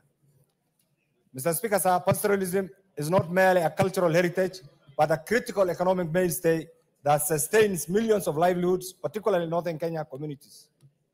Despite being the economic mainstay, Mr. Speaker, pastoral communities face significant challenges, including unregulated encroachment on private or community land, inadequate infrastructure, limited land for agricultural expansion, and response-based conflicts. Mr. Speaker, these issues are fragmenting grazing systems and blocking migratory paths, thereby undermining food security, disrupting livelihoods, and exacerbating inter-community tensions in the region, Mr. Speaker. Honorable Speaker, the survival and productivity of pastoralism in northern Kenya region depends heavily on secure access to grazing lands and well-established livestock migratory routes. These routes allow seasonal movement of herds in search of pasture and water and play a crucial role in promoting sustainable rangeland management by enabling rational grazing, preventing overgrazing, and reducing degradation of pasture lands. The routes also facilitate structured access to pasture during dry season, thereby reducing livestock mortality. Honorable Speaker, it's against this background that I request for a statement from the chairperson of the Departmental Committee on Agriculture and Livestock on the following. The measures being taken by the Ministry of Agriculture and Livestock Development to identify, geomap, and gazette traditional migratory routes, communal herding grounds, and pastoral zones in northern Kenya. These used to be there during the colonial time and used to do very well. Secondly, Mr. Speaker, the interventions being made by the ministry in collaboration with the county governments and relevant water agencies to rehabilitate degraded grazing zones and livestock holding grounds, improve water infrastructure such as water pans and kiosks along key livestock migratory routes. Three, Mr. Speaker, the mechanisms put in place to mitigate and resolve inter-community conflicts over grazing access lands, including strategies to ensure that traditional livestock corridors remain demarcated, accessible, and safe for seasonal pastoral movements, especially in border regions and non-conflict hotspots. Four, Mr. Speaker, the plans put in place to integrate the protection and development of migratory routes and communal grazing lands into the National Spatial Plan and County Integrated Development Plans, CIDPs, particularly within arid and semi-arid lands, with a view to securing pastoral livelihoods and promoting sustainable resource management. And finally, Mr. Speaker, an indication of whether the government has allocated funding or established partnerships with regional bodies such as the Intergovernmental Authority on Development to establish critical pastoral infrastructure such as fodder reserves, feedlots, livestock holding grounds, veterinary health outposts, and conflict early warning systems along key migratory routes. I thank you, Honorable Speaker. Thank you, Chair Agriculture. Any member? Ferdinand Wanyonyi? I promise that we get into this the next 2 weeks. 2 weeks. Thank Yes, you. Mr. Speaker. Because the committee is actually in 2 weeks, right. Okay, good. Is Owen Bayer in the house now? No. Musa Sirma? No. We go to requests. Richard Diagon.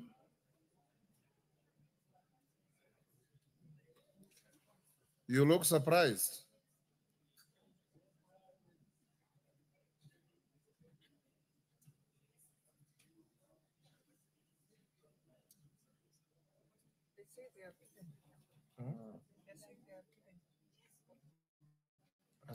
Ask this.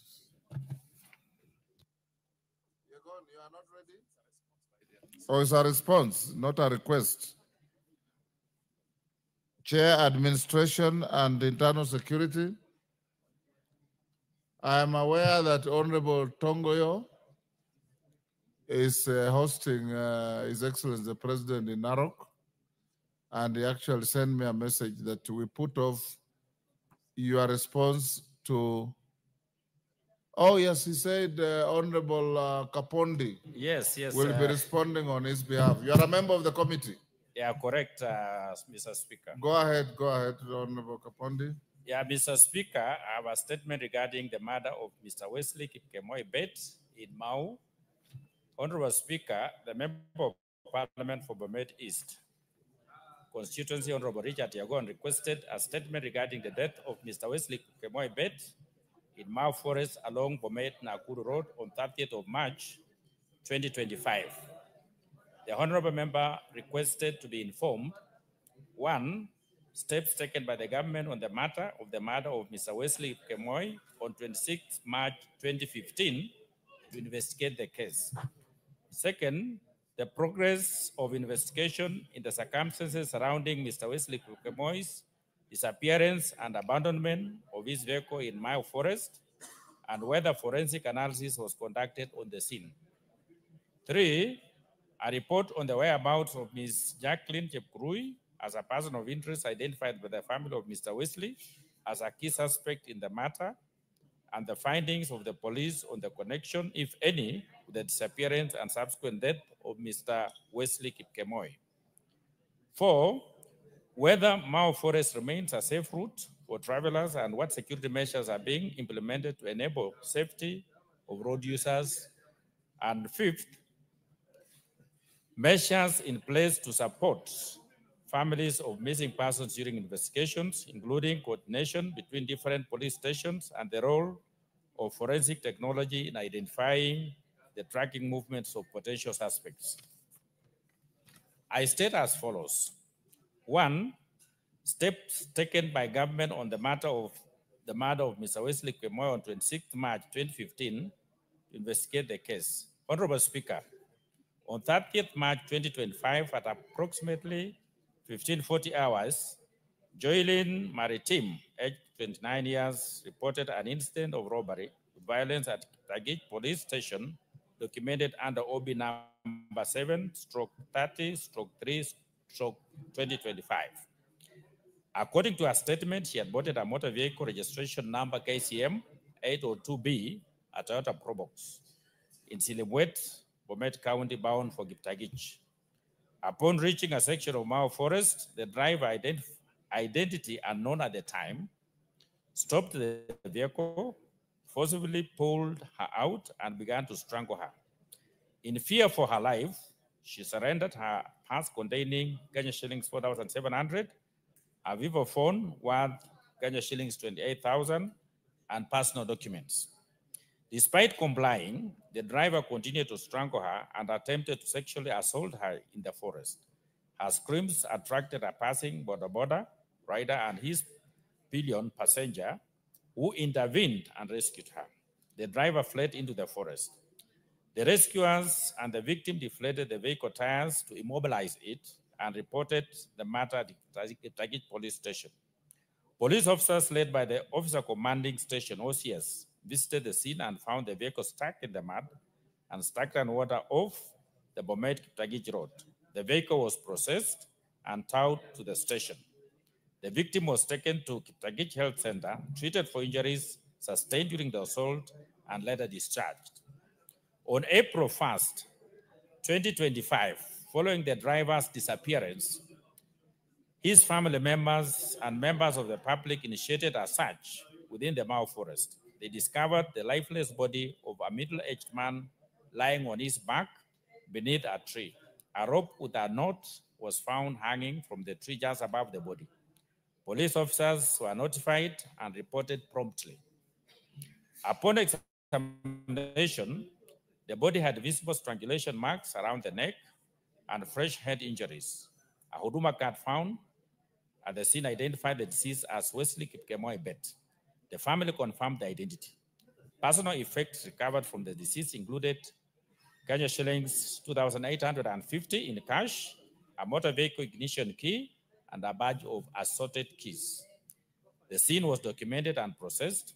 The body was moved to Longisa Sub-County Hospital morgue, where postmortem examination established the cause of death as asphyxiation due to strangulation. Preliminary investigation were conducted by Kiptagich Police Station, and the case file was forwarded to the Directorate of Criminal Investigation, DCI, Narok North Sub-County. 2, the progress of investigation into the circumstances surrounding Mr. Wesley Kipkemoi's disappearance and abandonment of his vehicle in Mao Forest, and whether forensic analysis was conducted on the scenes. Honorable Speaker, following the incident, the crime scene was processed and documented by the crime scene investigation team, and investigation immediately commenced by an inquiry file number 10/2025. Statements were recorded from several key witnesses and individuals connected to the case.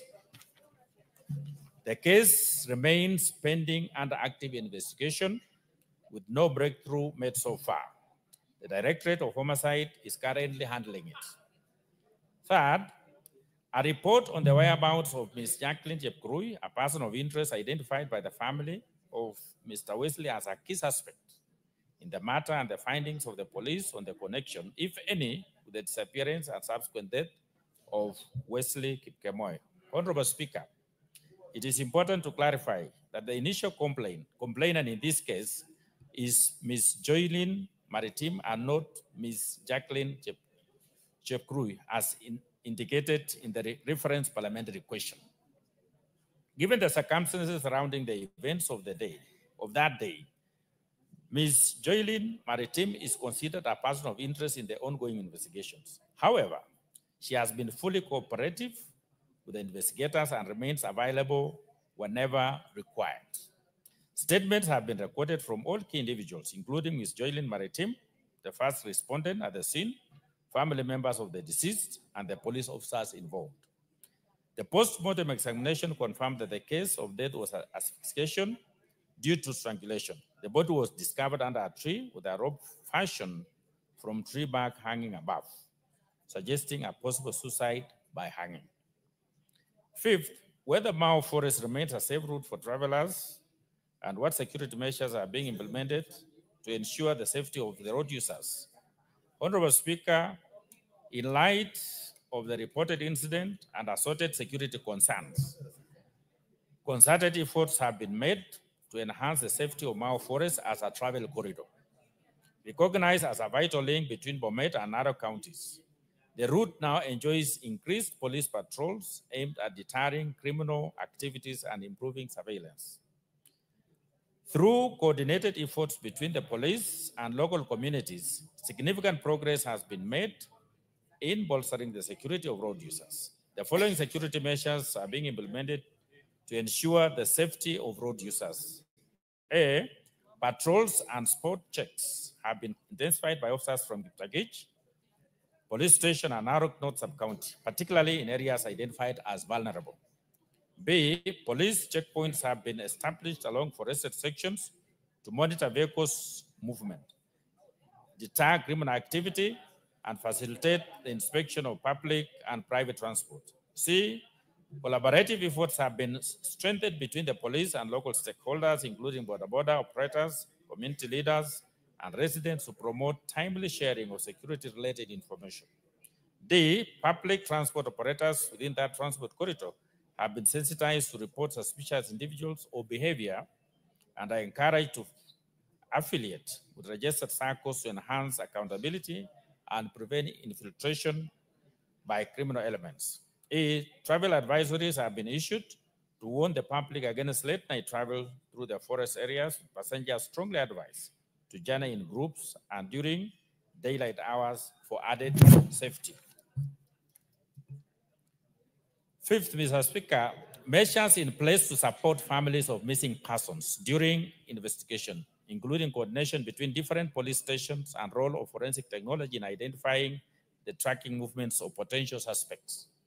Honorable Speaker, upon booking of a formal missing person report by relatives or other concerned parties of the victim, the police immediately draft a signal containing the description and relevant details of the missing individual, which is circulated to all police stations and formations across the country to facilitate a thorough and coordinated search. Further, the police analyze the individual's communication history by obtaining call data records from the respective mobile service providers. This information helps determine persons' last known location and identify individuals they last communicated with, providing crucial leads for the investigation. Throughout the process, the family is kept informed at every stage, ensuring transparency and support as efforts to locate the loved one continue. Honorable Speaker, I submit. Yegon, are you satisfied with the answer? Thank you, Mr. Speaker, and thank you for the response from the Security Committee. Mr. Speaker, I fail to understand the findings of the committee because they have not even mentioned the name of the two border guys who were found, who was alleged to have gone and rescued the lady. And again, Mr. Speaker, it was alleged that 4,700 shillings were stolen from the lady or from the victim, the alleged lady who were accompanying the deceased. And upon searching the deceased, when he was found, 2,850 shillings was found in his pockets. And mark you, Mr. Speaker, this gentleman never went anywhere. It just some few meters away from where the vehicle was found. And the police are mentioning again about a different name.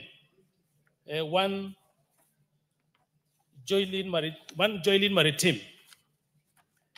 And since I also try to get to know the information because the people, the members from my constituency went to search for this gentleman who was found dead. I understand they got an identity card for one lady called Jacqueline Jepkirui. So I don't know where this Joylene Maritime came from. So, Mr. Speaker, I think I need further serious clarification because the family is going through a lot of problems and they want to know the real, what really went through, what happened really until their kin passed on. Thank you, Mr. Speaker. Honorable Kapondi, do you have any response to that? Yeah, Mr. Speaker, I think it is very clear to our colleague that the case is still active. So any information that he may have can still be channeled to the DCI in Kiptagich because the file is still open. So it is not yet concluded. So the honorable colleague should just be patient. You will have a very conclusive answer later. Thank you. Honorable members, before we go to the next, in the speaker's gallery, I acknowledge Mohoroni Furaha, I believe it's a school, Mohoroni Kisumu, All Pusimoru Secondary School from Narok North, Narok. In the public gallery, AIC Academy from Baringo, North Baringo. Ilengi Secondary School from Kitui, South Kitui. Saverian JSS from Kisumu, Central Kisumu. Kakululo Primary and JSS from Mwingi West, Mwingi. On my behalf and on behalf of the House, we welcome the students and their teachers and those accompanying them to the House of Parliament. Next, a request by Julius Taitumu. Is Julius in the house? Yes, Julius. I'm told Ivo Barra is responding